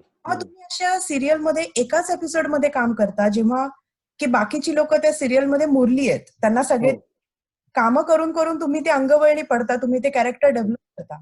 मग ते एकाच एपिसोड मध्ये तुम्ही एवढं सुंदर त्या भूमिकेमध्ये कसे जाऊ शकलात? First of all thank you so much. म्हणजे मला इतकं कौतुक केल्याबद्दल त्या एका एपिसोड मध्ये. पण मला असं वाटतं की ते कुठेतरी तुम्हाला अनुभवाने सुद्धा येतं असं मला वाटतं. आणि जर का स्क्रिप्ट उत्तम असेल ना, तर कलाकाराला फार काही करावं लागतं असं मला वाटत नाही. ते स्क्रिप्टच इतक्या छान पद्धतीनं लिहिलेलं होतं आणि ते एकच एपिसोड पुरतं कॅरेक्टर होतं, पण ते छान लिहिलेलं होतं. म्हणूनच मी खरं तर करायचंही ठरवलं. त्यामुळे प्रत्येक जण जो असतो, तो कुठेतरी आपलं अ, एक गाडी त्याला कुठली मिळणार आहे, म्हणजे जसं मला आता प्रवास करायचा आहे, तर मी कुठल्या गाडीने जायचंय हा आधी विचार करतो आणि नंतर मग मी माझा प्रवास प्लॅन करतो. तसंच नट सुद्धा आधी बघून घेतो, की काय लिहिणारं कोण आहे? दिग्दर्शक कोण आहे? अच्छा, म्हणजे माझा प्रवास जो असणार आहे, तो सोप्पा असणार आहे. फार काही मला कष्ट करायची गरज नाही. सो तसंच कुठेतरी कदाचित त्या सीरियलच्या बाबतीत झालं होतं. म्हणजे त्यांनी ती हॉरर सीरियल केली होती. त्यामुळे अर्थातच त्याचं परत ॲक्टिंग थोडंसं जे आहे ते बदलतं. आणि तुम्हाला आठवत असेल तर मी एक असंभव नावाची मालिका केली होती. ज्याच्यामध्ये मी परत एक असंच एक गूढ कॅरेक्टर डॉक्टर सामंत नावाचं केलं होतं. बरोबर. सो कुठेतरी त्याचा एक आधीचा अभ्यास कुठेतरी होता आणि माहीत असतं ना साधारण आपण तुम्ही पाहतो सुद्धा इतकं, की माहीत असतं की कुठला वाक्य कुठे काय इम्पॅक्ट क्रिएट करणार आहे. कुठला लूक एखादा पटकन माणसाला दचकवणार आहे. सो त्या सगळ्या सगळ्या गोष्टी वापरून, अनुभव वापरून मला वाटतं तो चांगला वर्क झाला. मस्त झालं. छान. Thank you. Thank you. Thank you so much. Thank you. Sunil, television series वगैरे आता आपण बोलतोच आहोत. आणखीन एक नवीन सिरीज येते, ती थांबली आहे, त्याच्याबद्दल मी नंतर थोडंसं बोलणार आहे. पण इथे सिन्सिनॅटीमध्ये, आणि मी थोडीशी इकडे बोलता बोलताच एक झलक द्यायला लागेल की सिन्सिनॅटीमध्येच हा प्रश्न आपण गाळला ठरवलंच मगाशी. सिन्सिनॅटीमध्ये अमर फोटो स्टुडिओ येणार होतं. मार्च 21ला गुढीपाडव्यासाठी कार्यक्रम आमच्या त्रिवेणी मंडळाने ठरवलाही होता आणि त्याच आठवड्यात किंवा त्याच्या आधीच्या आठवड्यात ते थांबलं कारण corona व्हायरसमुळे.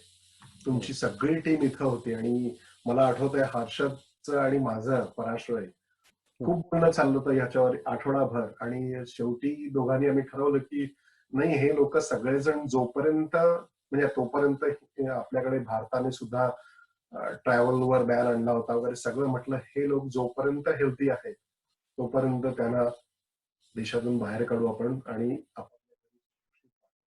Thank you so much. That was so thoughtful of you people. बॅकग्राऊंडला काय काय चाललं होतं Amar photo studio. I know financially खूप हिट घेतली तुम्ही सगळे. आणि जेव्हा कधी पुन्हा सगळं सुरळीत होईल तेव्हा अमर फोटो स्टुडिओचं आम्ही अगदी विथ वाईड आर्म्स स्वागत. बॅकग्राऊंडला काय झालं थोडंफार, आणि अमर फोटो स्टुडिओची कन्सेप्ट ही जी वेगळी आहे, खूप प्रयोग तिथं झाले आणि त्याच्यानंतर सखीचा रोल चेंज झाला. याच्यात सुद्धा बरेच अप डाऊन झाले तिथे सुद्धा, हिंदुस्थानात सुद्धा. अमर फोटो स्टुडिओ बद्दल बोला ना. मी तुला मगाशी म्हणतो तसं की मी काही पूर्ण वेळेचा निर्माता नव्हे, पण आणि हर्बेरियम संपल्यानंतर तर मी जरा काय म्हणतात त्याला की विश्रांतीच घेतली होती. कारण मला असं वाटायला लागलं होतं की नंतर मला लोक नट म्हणून बोलावतील की नाही, त्याची कुठेतरी भीती वाटल्यामुळे मी म्हटलं की आपण आता ऍक्टिंग करावी, आपल्याला जे उत्तम जमतंय तेवढंच करावं. म्हणून मी खुश होतो ऍक्टिंग करत. आणि त्याच सुमारास दिल दोस्ती दुनियादारी ही मालिका ही पाहत होतो. आणि त्याच्यातली ही सगळी तरुण मंडळी जी होती, तरुण रक्ताची, ती त्यांचं मला खूप कौतुक वाटत होतं, अप्रूप वाटत होतं. सरप्राइझिंगली एके दिवशी मला सखी गोखलेचा फोन आला की मला सुरत आणि आमेला तुला भेटण्याची इच्छा आहे. म्हणतो की ठीक आहे, तू ये भेटायला. ती भेटायला आली कारण सखीला तर मी लहानपणापासून, ती आमच्याकडे लहानपण देवाला मंगेश कदमला असिस्ट सुद्धा करत होती. त्यामुळे माझी आणि मोहनची मुलगी, शुभांगीची मुलगी, त्यामुळे मी अगदी तिला लहानपणापासून पाहिलं होतं. सो ती आली या दोघांना घेऊन आणि तिने सांगितलं की आम्हाला आता खूप कंटाळा आलाय सिरियल करून, आम्हाला सगळ्यांना नाटक करायचंय. मी अरे वा, किती छान आहे, करा की तुम्ही नाटक. मला आधी वाटलं की ते विचारायला आलेत की आता कसं कोणाकडे करू किंवा कुठल्या निर्मात्याकडे, कोणाकडे काही स्क्रिप्ट आहे का किंवा माझ्याकडे काही स्क्रिप्ट आहे का वगैरे असं. तर ते म्हणाले की नाही, आम्ही असं ठरवलंय की आम्हाला नाटक करायचंय आणि ते तुझ्या बरोबरच करायचंय. एकच थोडा इंटरप्ट करतो मी. समजा आपण कट झालो, कारण माझ्या आजूबाजूला बरेच लाइटनिंग स्ट्राइक्स आहेत आणि थंडरस्टॉर्म्स आहेत आणि मला सारखे माझ्या फोनवर सुद्धा अलर्ट्स येत आहेत. ओके. हेच पॉवर कट झाली आणि आपण बंद झालो तर stay in the meeting, I will come back. Okay okay okay या. सो तर मला त्यांनी सांगितलं की आम्हाला नाटक करायचं आणि तुझ्या बरोबरच करायचंय. तर मी म्हटलं की पण मी काही निर्माता नव्हे, माझ्याकडे काही नाटक असं तयार नाहीये की मी लगेच नाटक करायचं म्हटल्यावरती तुम्हाला लगेच कास्ट करावं, किंवा मी कुठलं नाटक करण्याचं प्लॅनही करत नाहीये. तर तिने सांगितलं की नाही आम्हाला नाटक करायचंय. म्हटलं की मग ठीक आहे, मग कुठल्या पद्धतीचं नाटक करायचंय. मला I was surprised and I was very happy about one fact की अत्यंत लोकप्रियतेच्या लाटेवर असलेली मंडळी, ज्यांना खूप डिमांड आहे, ज्यांना लोक मागे लागलेत, अशी मंडळी सुद्धा नाटक करू पाहत आहेत. तर मला त्याचं खूप कौतुक वाटलं आणि मला असं वाटलं की आपण आता यांना नाउमेद करता कामा नये. म्हणून मी त्यांना म्हटलं की ठीक आहे, आपण करूया. कुठलं नाटक करायचंय, तुमच्याकडे नाटकाचं स्क्रिप्ट आहे का? ते म्हणजे की नाही, नाटकाचं स्क्रिप्ट वगैरे काही नाहीये, पण आम्हाला तू या सगळ्यामध्ये गाईड कर, कसं करता येईल, काय करता येईल. म्हणून मग असं ठरलं की चला आपण नाटक करूया. पण तुम्ही जर का करणार असलात तर आपण, कारण सुव्रतनी तोपर्यंत तिकडे दिल्लीमध्ये तो NSDचा स्टुडंट होता, त्यांनी तिकडे रेपेटरी केलेली होती, त्यांनी तिकडेच एक मोठं प्रोडक्शन केलं होतं, जे आपल्या ऑपेरा स्टाईलचं मोठं नाटकात काम करत होता तिकडे. त्या नाटकाचं नाव मी विसरतो दरवेळेला. सो मला आणि मी किंवा आम्ही सगळ्यांनी परदेशात येऊन नाटकं बघितली होती. तर मला असं वाटलं की आपण आता जे टिपिकल दिवाणखान्यातलं नाटक असतं तसं नाटक करायचं नाही. आपण चौकटी बाहेरचं नाटक करण्याचा प्रयत्न करायचा. मग त्याच्यासाठी काय काय करता येतील गोष्टी. मग मी पाहिलेले काही प्रसंग मी सांगितले. मी 39 स्टेप्स बद्दल सांगितलं, मी ल मिझराबले बद्दल सांगितलं, मी लायन किंग बद्दल बोलत होतो, मी वॉर हॉर्स बद्दल त्यांना सांगितलं. ह्या सगळ्या गोष्टी सांगत असताना असं वाटलं की अरे आपल्याला काहीतरी अशा पद्धतीचंच करायचंय. म्हणजे आपल्याकडे मोठ्या पद्धतीचं नाटक का होत नाही, कारण आपल्याकडे मुव्हिंग थिएटर आहे. आपला आज प्रयोग दीनानाथला असतो, उद्या शिवाजीला असतो, कधी कधी एकाच दिवसात शिवाजी आणि दीनानाथला असतो, कधी गडकरीला असतो. तर we have to keep moving. त्यामुळे आपल्याला सेट आपला कंटेन करून, पण तरी सुद्धा आपल्याला चौकट मोडून जाणारं नाटक करायचंय, असं आमचं ठरलं. मग आम्हाला असं वाटलं की मग कोणतरी त्याच्यामध्ये एखादा चांगला दिग्दर्शक पाहिजे. मग मी त्यांना म्हटलं की तुमच्या पिढीचा कोण दिग्दर्शक तुम्हाला वाटतंय की जो अशा पद्धतीचं नाटक करू शकेल. मग त्यांनी सांगितलं की निपुण धर्माधिकारी करू शकेल. मग निपुण आतमध्ये आला. निपुण आल्यानंतर मग परत एकदा ती चर्चा झाली, काय करायचंय, कशा पद्धतीने करायचंय, काय हे सगळं आम्ही त्याला सांगितलं. त्यांनी सांगितलं की ठीक आहे, मग आपण असं नाटक लिहून घेऊया. कारण निपुण म्हणाला की मी काही लिहू शकणार नाही, कोणाला तरी सांगावं लागेल. कोणाला सांगावं लागेल? तर तो म्हणाला की ही मनस्विनी लता रवींद्र यांच्याबरोबर दिलदोस्ती दुनियादारी करते, तिला ही सगळीच कलाकार मंडळी माहिती आहेत आणि ती चांगली लेखिका आहे, तर why don't we ask her. So we approach Manaswini and Manaswini eventually got this play Amar photo studio. आणि ती कॉन्सेप्ट जी आहे अमर फोटो स्टुडिओची, ती घेऊन ती आमच्यापाशी आली आणि विच वॉज बँग ऑन. मला असं वाटत होतं की त्यात गाणी असायला हवीत. म्हणजे अचानक एखादा ऍक्टर बोलता बोलता एखादा he just breaks into a song, he just goes down, interacts with the audience, comes back, again continues with the play. असं सगळं व्हायला हवं. We need to keep the audience engaged and entertained. आणि आत्ताच्या काळातलं नाटक करायचंय. तर हे सगळं मग त्यांनी रिहर्सल्स मध्ये वर्कअप केलं. निपुणनी खूप चांगलं काम केलं दिग्दर्शनाचं. आणि अमर फोटो स्टुडिओनी it just landed on stage. आणि गंमत अशी आहे की सुरुवात जेव्हा झाली होती तेव्हा म्हणाले होते की तू 25 प्रयोगांसाठी फेमस आहेस, आपण याचे किमान 50 प्रयोग तरी करूया. मी म्हटलं की अरे कमर्शियली जर का नाटक चाललं तर माझं काही, मी काय असं म्हणत नाही की सगळ्या नाटकांचे, मी निर्मिती केलेल्या नाटकांचे 25च प्रयोग करीन, अर्बेनियन या उपक्रमापुरते 25 प्रयोग करीन, पण हे नाटक जर का चाललं तर आपण करू त्याचे 100-1 प्रयोग. असं म्हणता म्हणता ते 100चे आता 350 प्रयोग झाले. आणि अमेरिकेला आता दुसऱ्यांदा टूर आम्ही करत होतो. सो इतकं ते गाजलं. त्याच्यामध्ये मगाशी तू जे म्हणालास तसं आम्ही प्रत्येक वेळेला काहीतरी वेगळं वेगळं करण्याचा प्रयत्न केला, आत्ताच्या काळानुरूप करण्याचा प्रयत्न केला. म्हणजे 50वा प्रयोग जेव्हा होता तेव्हा आम्ही गडकरी रंगायतनला फ्लॅश मॉब ठेवला होता, ज्याचा व्हिडिओ सुद्धा आहे. If you can watch it, please do watch. त्याच्यानंतर सखी गोखले, तिने नाटकाचे अनेक प्रयोग केल्यानंतर तिला असं वाटलं की आपल्याला आपले इंटरेस्ट जे आहेत ते परस्यू करायचे, म्हणून तिने शिकायचं ठरवलं लंडनला जाऊन. आता तिच्या जागी, कारण Sakhi Gokhale important role play करणारी, तिच्या जागी रिप्लेसमेंट जी येईल she obviously couldn't be an absolutely novice. कोणीतरी नवीन माणूस मी नव्हतो अपॉइंट करू शकत. सो मला असं लक्षात आलं की कोणीतरी नावाजलेलं येणार तिच्या जागी. पर्ण तयार झाली. आता पर्ण also was a big name. तिने सुद्धा नाव कमवलेलं आहे. तिचं एक स्थान आहे. मला असं वाटलं की तिला आपण असंच आणू शकत नाही. म्हणून मग आम्ही असं ठरवलं की एका प्रयोगाला, ज्या प्रयोगाला सखी सोडून जाणार आहे, त्या प्रयोगाला पहिल्या हाफ मध्ये सखी स्टेजवरती तिचं एक सीन मध्ये काम करेल आणि नंतर एका सीनच्या गॅप नंतर सखी अचानक ऑडियन्स मधून एंटर करते. मग ती त्या प्रयोगाला ती ऑडियन्स मधून आली. ती एका गाण्यावरती नाचली ऑडियन्स बरोबर. स्टेजवरती आली आणि at one particular time she just pointed her fingers in the centre of the stage. तिकडे लाईट आला. तिकडे पर्ण आली. पर्ण came down from the ramp. त्याच्यावर आली. ती खाली आली. ती सखी बरोबर नाचली. सखीच्या गळ्यात एक बॅग असते. तर ती बॅग होती ती तिने पर्णच्या गळ्यात घातली as if handing over the role to her. आणि नंतर सखी अशी एक टर्न घेते आणि ती just exited in the wing आणि पुढचं नाटक जे आहे ते पर्णने केलं. त्यामुळे ह्या सगळ्या गोष्टी ज्या आहेत त्या आम्ही अमर फोटो स्टुडिओमध्ये केल्या. त्याच्या जाहिराती वेगळ्या होत्या. त्यामुळे हे सुद्धा माझं बाळ आहे आणि मला त्याच्याबद्दल इतकं प्रेम आहे. आणि ही सगळी मुलं खूप गोड काम करतात त्याच्यात. आणि ऑफकोर्स अतिशय सुंदर कल्पना होती ती स्विच ऑफ कसं करायचं. आणि जे मगाशी सांगितलं तसं जेव्हा कधी अमर फोटो स्टुडिओ पुन्हा इथं येईल, जेव्हा कधी त्याची टूर पुन्हा चालू होईल, definitely we are going to welcome it with open arms. Yes yes. Thank you so much. Thank you so much. Amar photo studio नंतर थोडस वळूया आपण. याचं सुद्धा अगदी चपखल नाव दिलंस, सुबक, सुनील कलाकृती.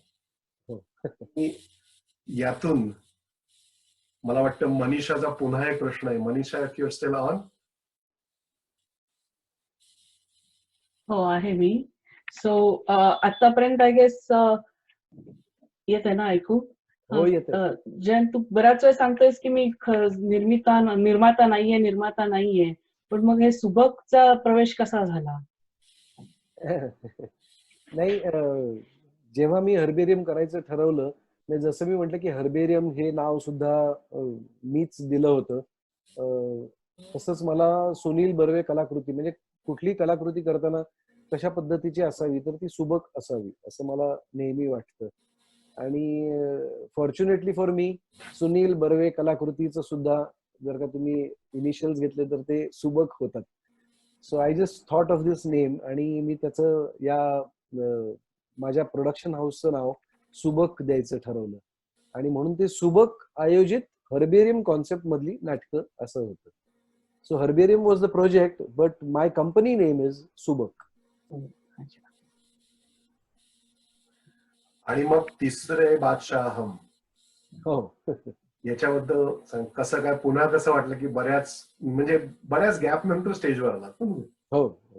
तिसरे बादशाह हम ऍक्च्युली नाटक करण्याची कुठेतरी इच्छा होतीच रे. म्हणजे मी लास्ट नाटक केलं होतं ते झोपी गेलेला जागा झाला हर्बेरियम मध्येच जे होतं ते नाटक केलं होतं. आणि ते सुद्धा मी ऍक्सिडेंटली केलं होतं. कारण मुळात एक मला सांगावं असं वाटतं की हर्बेरियमची कॉन्सेप्ट किंवा सुबक ही संस्था ही सुनील बर्वेला प्रमोट करण्यासाठी काढलेली संस्था नव्हे. मला स्वतःलाच काहीतरी कोणी विचारत नाहीये किंवा रादर मला स्वतःला माझ्या पद्धतीची नाटकं करायची आहेत म्हणून मी काढलेली संस्था ही संकल्पना माझ्या डोक्यात कधीच नव्हती. म्हणून मी सुबकच्या माझ्या कुठल्याही नाटकांमध्ये काम करत नव्हतो. पण शेवटचं नाटक जेव्हा आम्ही विजय केंकरे बरोबर झोपी गेलेला जागा झाला करायचं ठरवलं तेव्हा आयडियली अंकुश चौधरी आणि भरत जाधव या दोघांना कास्ट केलं होतं त्याच्यात. पण तेव्हाच अंकुश चौधरीची एक मोठी फिल्म चालू होती झी बरोबरची आणि त्याला वेळ देता येत नव्हता. आणि आम्ही तर ऑलरेडी कमिट केलं होतं की आम्ही 5 नोव्हेंबरला आमच्या नाटकाचा शुभारंभ आहे. मग कोण करणार? तर आम्हाला कोणी आणि जे कलाकार होते ज्यांना मी विचारलं ते खूप व्यस्त असल्यामुळे कोणी अवेलेबल नाहीत म्हटल्यावरती मग शेवटी मी त्या नाटकात काम केलं. आणि अर्थातच नाटकात मी म्हटलं तर मगाशी म्हटलं तसं की मला नाटकात काम करण्याचा आनंद खूप आहे. म्हणजे श्री तशी सौ असेल, एकदा पाहावं करून असेल, व्यक्ती आणि वल्ली मध्यंतरी मी केलं. त्याच्यामध्ये नाथा कामत करायचो मी. तर हे करत असताना खूप आनंद मिळत होता. पण तसं नाटकही मिळायला हवं ना रे. तर हे तिसरे बादशाह हमची जी द्वयी आहेत म्हणजे लेखक दिग्दर्शकाची, क्षितिज कुलकर्णी आणि परितोष प्रधान. एकच minute, I just have a sip of water.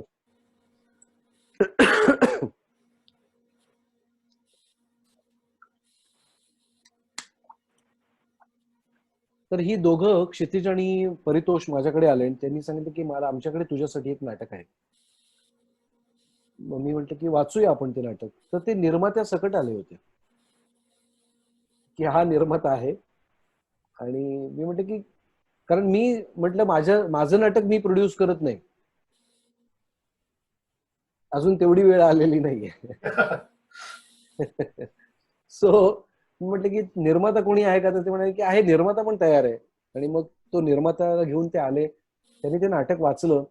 पण त्या काळात मी माझ्या अनेक व्यवधानांमध्ये खूप अडकलेलो होतो, मला करण्यासारखं नव्हतं. आणि आणखीन एक माझ्या असं लक्षात आलं की थोडंसं ते नाटक आहे, क्षितिज कुलकर्णीचं ते पहिलंच नाटक होतं, त्यामुळे त्याच्यात खूप त्रुटी सुद्धा होत्या आणि मला त्या करेक्ट करायला सुद्धा वेळ होत नव्हता. पण मग आम्ही ते दीड वर्ष त्याच्यावरती पाठपुरावा करून त्याच्यातल्या ज्या काही कमी जास्त गोष्टी होत्या त्या सगळ्या नीट ऍडजस्ट केल्यानंतर मग असं वाटलं की आता हे नाटक करायला हरकत नाही.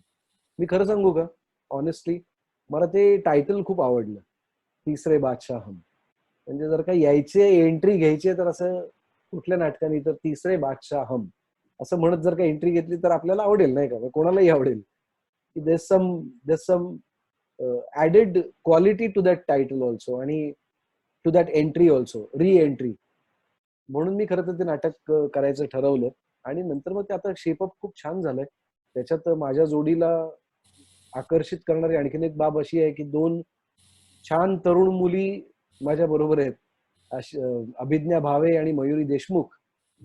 So the entire package is so attractive for me itself. मला असं वाटलं की हे करायला हवं, म्हणून मग मी ते नाटक करायचं ठरवलं. Very good.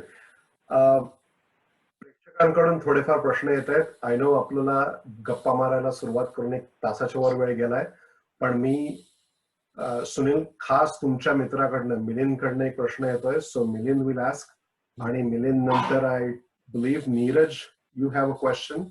So both of you, मला वाटतं आता सुनीलचा निरोप घ्यायची वेळ आली आहे, तर सगळ्यांनी आपला गॅलरी व्ह्यू चालू ठेवा, म्हणजे सुनीलला सुद्धा असं वाटेल की आपण सगळ्यांशी गप्प. सुनील, हो बोल रे. हा काय, कसा आहेस? एकदम मस्त, तू कसा आहेस? अरे मस्त एकदम. मला एक प्रश्न होता, तू एवढी सगळी नाटकं करतोयस, असा कधी विचार केला होतास का की पी.एल. देशपांडे, पुलंचं वाऱ्यावरची वरात किंवा रविवारची सकाळ हे जसं दूरदर्शनवरती दरवेळेला लागायचं आणि स्वतः पुलंनी काम केलं होतं, तसं तुला करायला कधी असं डोक्यात आलंय का? की कारण की मला असं ते बघायला खूप आवडेल, म्हणजे कारण की पुलं इज समथिंग, म्हणजे काही त्याला आपण शब्दच नाही आहेत, म्हणजे पुलं हे होते. बरोबर. तर त्यामुळे असं मला डोक्यात आलं की तू एवढं करतोस, तर मला असं वाटतं की पुलंचं वाऱ्यावरची वरात जर का आणलंस तर आय डोंट नो. नाही, काय झालं माहितीये का मिलिंद, मी जेव्हा ही संकल्पना राबवायचं ठरवलं ना, तेव्हा मी असं ठरवलं होतं कटाक्षाने की जी लेखक मंडळी आहेत, म्हणजे आचार्य अत्रे आहेत, पु ल देशपांडे आहेत, विजय तेंडुलकर आहेत, वसंत कानेटकर आहेत, अशी अनेक लेखक मंडळी आहेत की ज्यांची नाटकं ना परत परत कदाचित होऊ शकतात, त्यांना रिवायवलचा स्कोप आहे आणि त्यांचे फेस्टिवल्स होत असतात. जयवंत दळवींचा फेस्टिवल होतो, पु ल देशपांडेंचा फेस्टिवल होतो, आत्र्यांचा फेस्टिवल होतो. पण त्याच्या पलीकडे सुद्धा अनेक लेखक मंडळी आहेत की ज्यांनी उत्तम नाटकं दिलेली आहेत. पण मग आपण आता त्यांना विसरलोय का? तर आपण विसरलेलो नाही आहोत, पण लोकांना आठवण करून देण्याची फक्त आवश्यकता आहे. म्हणून मी कटाक्षाने माझ्या दिग्दर्शक मित्रांना सुद्धा तेव्हा सांगितलं होतं की we will not take any of these writers ज्यांना रिवायवलचा स्कोप आहे, पु ल देशपांडे म्हणा, किंवा कारण त्याच्यासाठी निर्माते तयार आहेत आणि अनेक निर्माते करायला तयार होतील. आणि वाऱ्यावरची वरात नुकतंच तेव्हा झालं सुद्धा होतं. त्यामुळे गेल्या 25 वर्षामध्ये जी नाटकं झालेली नाहीयेत, ज्या नाटकाविषयी लोकांना ओढ असेल किंवा एक काहीतरी उत्सुकता असेल की हे नाटक कसं असेल, अशी नाटकं मी त्याची निर्मिती करायचं ठरवलं. आणि म्हणून सेकंड लाईन मधली सुद्धा म्हणूनच ठरवलं, कारण इतर कोणीही निर्माता ती करायला धजावणार नाही. कारण नंतर मग काय होतं की मग लोक हाच विचार करतात ना की अरे याच्यातून खूप पैसे मिळतील. मला तो हेतू नव्हता. मला उत्तम कलाकृती जी कदाचित डॉर्मंट आहे ती परत लोकांसमोर आणायची होती की अरे हे बघा, हे किती गोड आहे हे नाटक. आणि म्हणून मी तशा नाटकं केली. मस्त. आणि म्हणूनच मी आता सुद्धा दुसरं जेव्हा सुरू केलं पर्व, तेव्हा व्यंकटेश माडगुळकरांचं पती गेले ग काठेवाडी केलं. आता इतकं उत्तम लिहिलेलं नाटक आहे, इतके उत्तम लेखक आहेत ते. सो म्हणून माझा प्रयत्न हा आहे. सुनील, थँक्यू. अरे सॉरी, आणखीन एक मित्र वैभव गुले. वैभव एकदम मस्त. हो, तुझं होतं पण मला येता नाही आलं अनफॉर्च्युनेटली. पण मी येईन तुझ्याकडे नक्की वैभव. नक्की नक्की या. मी म्हटलं तर जस्ट भरपूर मित्र आहेत तुझे सिन्सिनाटी मध्ये. We are waiting for you to come here. Yes, We grew up together. Yeah. Yep. So, मला प्रश्न नाही. Just I wanted to kind of bring you back. It was such a nice feeling to see you, Vaibhav. Yeah, nice to see you. आपला अजिबातच connect तुटला होता. वैभव आमच्या बरोबर आम्ही इकडे क्रिकेट खेळायचो तेव्हा आम्हाला थोडासा ज्युनियर येतो, पण सॉलिड क्रिकेट खेळायचा आणि आम्ही मजा करायचो, खूप धमाल करायचो आशूच्या घरी.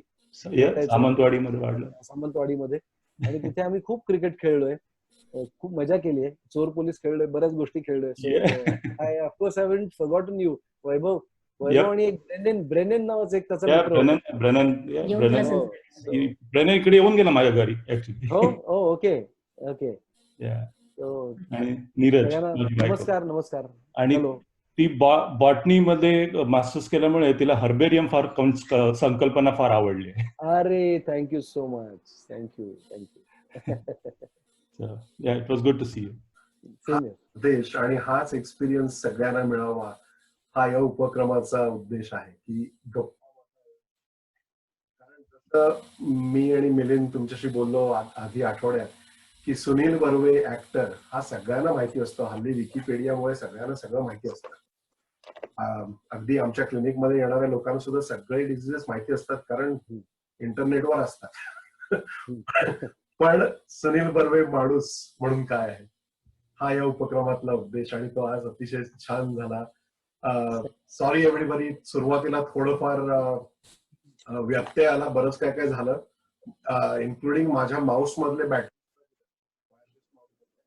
ती धाव करून बॅटरी भरण्यापासून तयारी होती आणि त्यानंतर मला वाटलं की मीटिंग कट होणार कारण आता थोडं ऊन पडलं, एवढं लाइटनिंग झालं म्हणून मी मुद्दाम इंटरप्ट करून सांगितलं. तर पराग एकच मिनिट, जाता एक रिक्वेस्ट आहे. सॉरी तुला इंटरप्ट नव्हतं करायचं, पण सुनीलना मला विचारायचंय. मी मिलिंदची बायको सीमा. हो, हाय. माझी बॉस. हो, आय कॅन अंडरस्टँड. सेलिब्रिटीजच्या सारेगमप पर्वामध्ये गाण्याच्या, I know this is little of topic, पण खूप छान गायला होता तुम्ही. सो जाता पराग मला विचारायचा वेळ असेल तर एखाद गाणं लाईन. जरूर गाईन मी. आणि आणखी कोणाला प्रश्न विचारायचे असतील तर खुशाल विचारा. मी परत, कारण कधी येईन, परत कधी येणं होईल मला माहित नाहीये. So if anybody has any question you can please ask me. Sunil एक 2 वेळी ऐकवणार का? ऐकवणार नक्की ऐकवणार. जरूर, होऊन जाऊ द्या. तर हे माझी कदाचित तुम्ही ऐकली असेल हे गाणं, पण मी हे गाणं का गातो कारण त्याच्यात प्रत्येकाने गाणं का गावं हे म्हटलेलं आहे आणि त्याच्यात किती खूप सुंदर शब्द आहेत. रमण रणदिवेंची कविता आहे ज्याला सलील कुलकर्णीचं म्युझिक आहे. ते गाणं असं आहे, जमेल तेव्हा जमेल त्याने जमेत घ्यावे गाणे, जमेल तेव्हा जमेल त्याने जमेत घ्यावे गाणे, जगणाऱ्याने जगता जगता मजेत गावे गाणे, जमेल तेव्हा जमेल त्याने जमेत घ्यावे गाणे, जगण्याचे बळ उदंड देई गाणे प्रत्येकाला, इथे न कोणी अमर अखेरी जाणे प्रत्येकाला, जाता जाता दुनियेसाठी उधळीत जावे गाणे, जगणाऱ्याने जगता जगता मजेत गावे गाणे, जमेल तेव्हा जमेल त्याने जमेत घ्यावे गाणे. Very nice. मस्त. थँक्यू. क्या- thank you. Very good, very good. मी फडक्या मावशींना सांगणार आहे हे. तू अरे गायला प्लीज सांग, प्लीज सांग. वाईट गायलो असं सांगू नकोस म्हणजे झालं. तर सुनील, आम्ही Yes. हळूहळू निरोप म्हणून मला जी आत्ताची जी सिरीज आहे त्याच्याबद्दल थोडस सांगायचं होतं. मग म्हणजे त्याच्याबद्दल तुझ्याकडून थोडंसं ऐकायचं होतं. कारण ही सिरीज आता बंद पडली आहे म्हणजे करोना व्हायरसमुळे ऑफकोर्स तुमची शूटिंग होत नाही. बरोबर. एपिसोड्स होते ते सगळे आले आणि मला वाटतं 17 मार्चला एपिसोड झाला आणि तिथून सगळं होल्डवर आहे. हो. Talk about that. आणि त्यानंतर सगळ्यांचे मी निरोप घेईन. मी ह्या सिरीजचं पुन्हा टायटल सॉन्ग लावीन आणि पुढली स्लाइड लावून. सुनील, खूप आभार तुमचे. पण थँक्यू. About that series. मी 2 गोष्टींबद्दल खरं तर जाता बोलीन.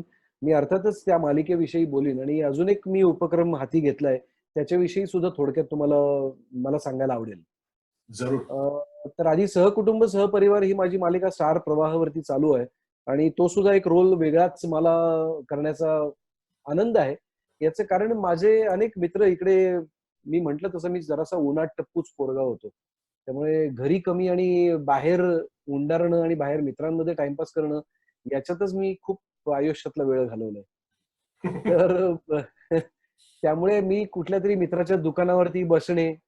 सॉरी, मिलिंदला शालजोडीतला आहे होता वाटतं. नाही, मिलिंद त्या मनाने घरीच असायचं. आम्हाला फक्त त्या सोसायटीतच आम्ही टाइमपास करायचो. किंवा सप्र्यांकडे फार तर चहा प्यायला. पण मी इकडे खूप दुकानांमध्ये मित्रांना मदत करणे, पुड्या बांधण्यात वगैरे सगळ्या असं बऱ्याच गोष्टी केल्या. आणि तसाच रोल याच्यामध्ये सुद्धा आहे. हा बेसिकली ग्रोसरी स्टोअर ओन करणारा एक कॅरेक्टर आहे आणि त्याची भावंड आहेत जी तो सांभाळतोय, ज्यांना त्यांनी लहानाचं मोठं केलंय.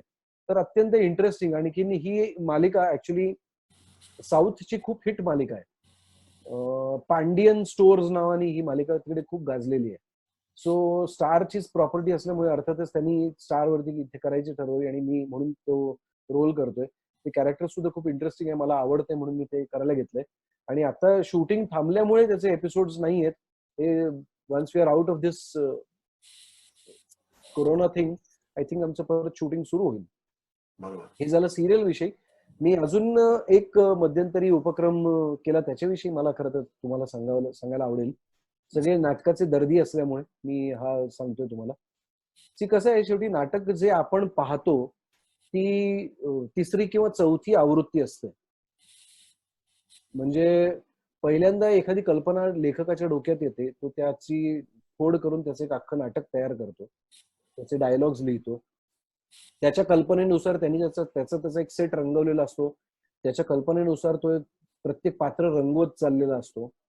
दिग्दर्शकाला जेव्हा ते नाटक हातात मिळतं तेव्हा तो त्याच्या अभिरुचीप्रमाणे, त्याच्या आकलनाप्रमाणे तो ते नाटक बसवतो.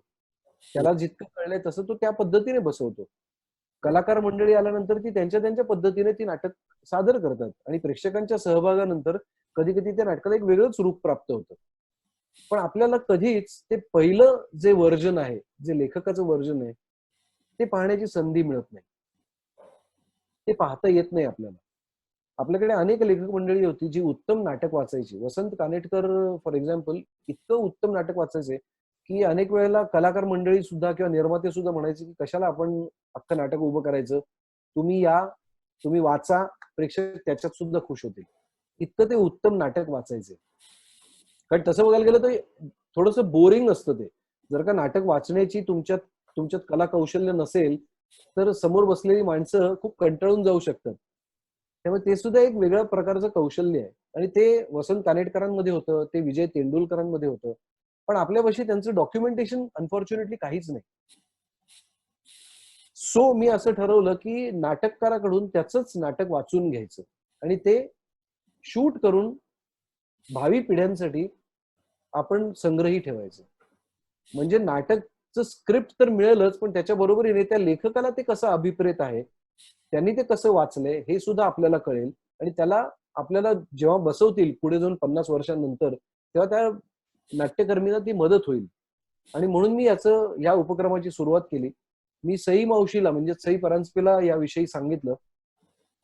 ती खूप खुश झाली आणि तिचं पहिलं नाटक मी गेल्या ऑगस्टमध्ये 2019 मध्ये तिचं पहिलं नाटक माझा खेळ मांडू दे हे नाटक मी तिच्या आवाजात, तिने ते नाटक वाचलंय आणि मी ते 3 कॅमेरा सेटअप मध्ये ते रेकॉर्ड करून संग्रही करून ठेवलेलं आहे. आणि आता इथून पुढे मला हे कोरोना व्हायरसमुळे आपण अडकलो, मी माझ्या मालिकांमध्ये अडकलेलो होतो, त्यामुळे मी करू शकलो नाही. पण इथून पुढे मी रत्नाकर मतकरी असतील, त्याच्यानंतर महेश एलकुंचवार असतील, या सगळ्यांना त्यांची नाटकं वाचायला सांगणार आहे आणि मी ते सगळं आर्काईव्ह करून ठेवणार आहे. And this is again as I said की याच्यातून मी अजून कमर्शियली त्याचा विचार करत नाहीये, कारण माझा मूळ हेतू हा आहे की हे कुठेतरी आपण आता करून ठेवणं आवश्यक आहे. त्याला काय पैसे मिळतील नाही मिळतील, माझे पैसे जातील, doesn't matter, but the generations to come would really like this. So आपल्याकडे माध्यमं आहेत तर मग आपण त्याचं we need to make the most of it. तर आपण का करून ठेवू नये हा माझा पुढचा मूळ प्रश्न. आणि जसं मी आता मागच्या पिढ्यांना शिव्या घालतोय की त्यांनी वसंत कानेटकरांचं आणखीन तेंडुलकरांचं त्या काळात सुद्धा व्हिडिओ होता तर का नाही रेकॉर्ड करून ठेवलं, तसं पुढे जाऊन आपल्याला कोणी शिव्या घालू नये हो. म्हणजे आपण थोडस तरी आपला पार्ट उचलावा म्हणून मी हे सुरू केलंय. या उपक्रमाचं नाव अर्थातच नाटककाराचं नाट्य वाचन असं आहे, पण मी आता त्याचं अजून एक नाव ठेवलंय, ते वैभवची बायको परत आयडेंटिफाय करेल. मला असं वाटतं की याला कॅलिक्स असं नाव द्यावं, कारण त्या कॅलिक्स मध्ये अख्खं फुल लपलेलं असतं. So I think that is again a very relevant name to this entire project. So I'm disclosing it for the first time on this platform. I've not yet disclosed it to anybody. But हे नाटककाराचं नाट्य वाचन जे आहे ते तो उपक्रम मी परत एकदा हाती घेईन once we all are out of corona. आणि आर्थिक मदत लागली तर मी तुम्हाला सांगणार आहे. जरूर जरूर नक्कीच. Thank you very much. म्हणजे अमर फोटो स्टुडिओचं सुद्धा आर्काइव्ह करून ठेवलेलं आहे आणि कधीतरी कुठेतरी आम्हाला बघायला मिळेल असं समजायला हरकत नाही. 100%. माझ्याकडे इनफॅक्ट हर्बेरियमची 5 नाटकं सुद्धा रेकॉर्डेड आहेत. Very good. पती गेले ग काठेवाडी पर्यंत माझ्याकडे सगळं रेकॉर्ड करून मी ठेवलेलं आहे. I have it with me. त्याच्यात फक्त कॉपीराईट्सचे इश्यूज खूप असतात. आधी कुठल्या तरी लेखकांनी कोणाला तरी दिलेले असतात कॉपीराईट्स, मग त्याच्यात परत ते केस बीस काही गरज नाही. मला काय ते पैसे छापून मोठं व्हायचं नाही, मजा येते मला. हळूहळू पैसे कमवून हळूहळू खर्च करून मित्रांना भेटायला जास्ती मजा आहे असं मला वाटतं. Yes Sunil, thank you very much. आमच्या बरोबर सगळ्यांबरोबर गप्पा मारल्यात. Thank you so much. पुन्हा एकदा आय होप की हे लवकरच लॉकडाऊन संपावा. महाराष्ट्रात सुद्धा परिस्थिती सध्या बिकट आहे, केसेस वाढत आहेत, त्या सुद्धा हळूहळू स्लो डाऊन व्हाव्या, लॉकडाऊनचं यश व्हावं आणि सहकुटुंब सहपरिवार सिरीज चालू व्हावी आणि बाकीची नाटकं सुद्धा व्यवस्थित चालू व्हावी असं म्हणून सिरीजचं पुन्हा एक सांग म्हणजे लोकांच्या नजरेत लक्षात राहील. कारण प्रेक्षकांचं तसंच असतं की नजरेबाहेर गेलं की हळूहळू विसरायला लागतात. म्हणून पुन्हा एकदा लावणार आणि त्यानंतर त्या गाण्याबरोबर मी सगळ्यांचे निरोप घेतो. Thank you so much. Thank you so much. Sunil thank you. हो, अरे 1.5 तास तुम्ही मला सहन केलं त्याबद्दल तुमचे आभार. आणि आता मी लहान झाल्यासारखं वाटतंय त्याला गोरेगावमध्ये असल्यासारखं. किती छान.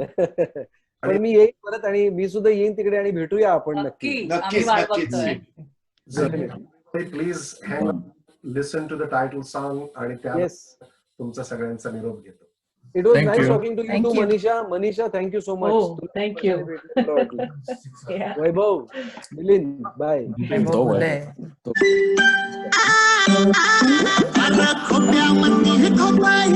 मायेची पाखर काडी काडी जमवून हित बांधायला या घर कौल माया ममतेची आणि श्वासाच्या भिंती आला सोसाट्याचा वारा तरी नाही त्याची भीती येते पावल मला डोलयो मरा दारी हसते तोरण म्हणे लक्ष्मी आली घरा. दर खिडक्यामधून कावड से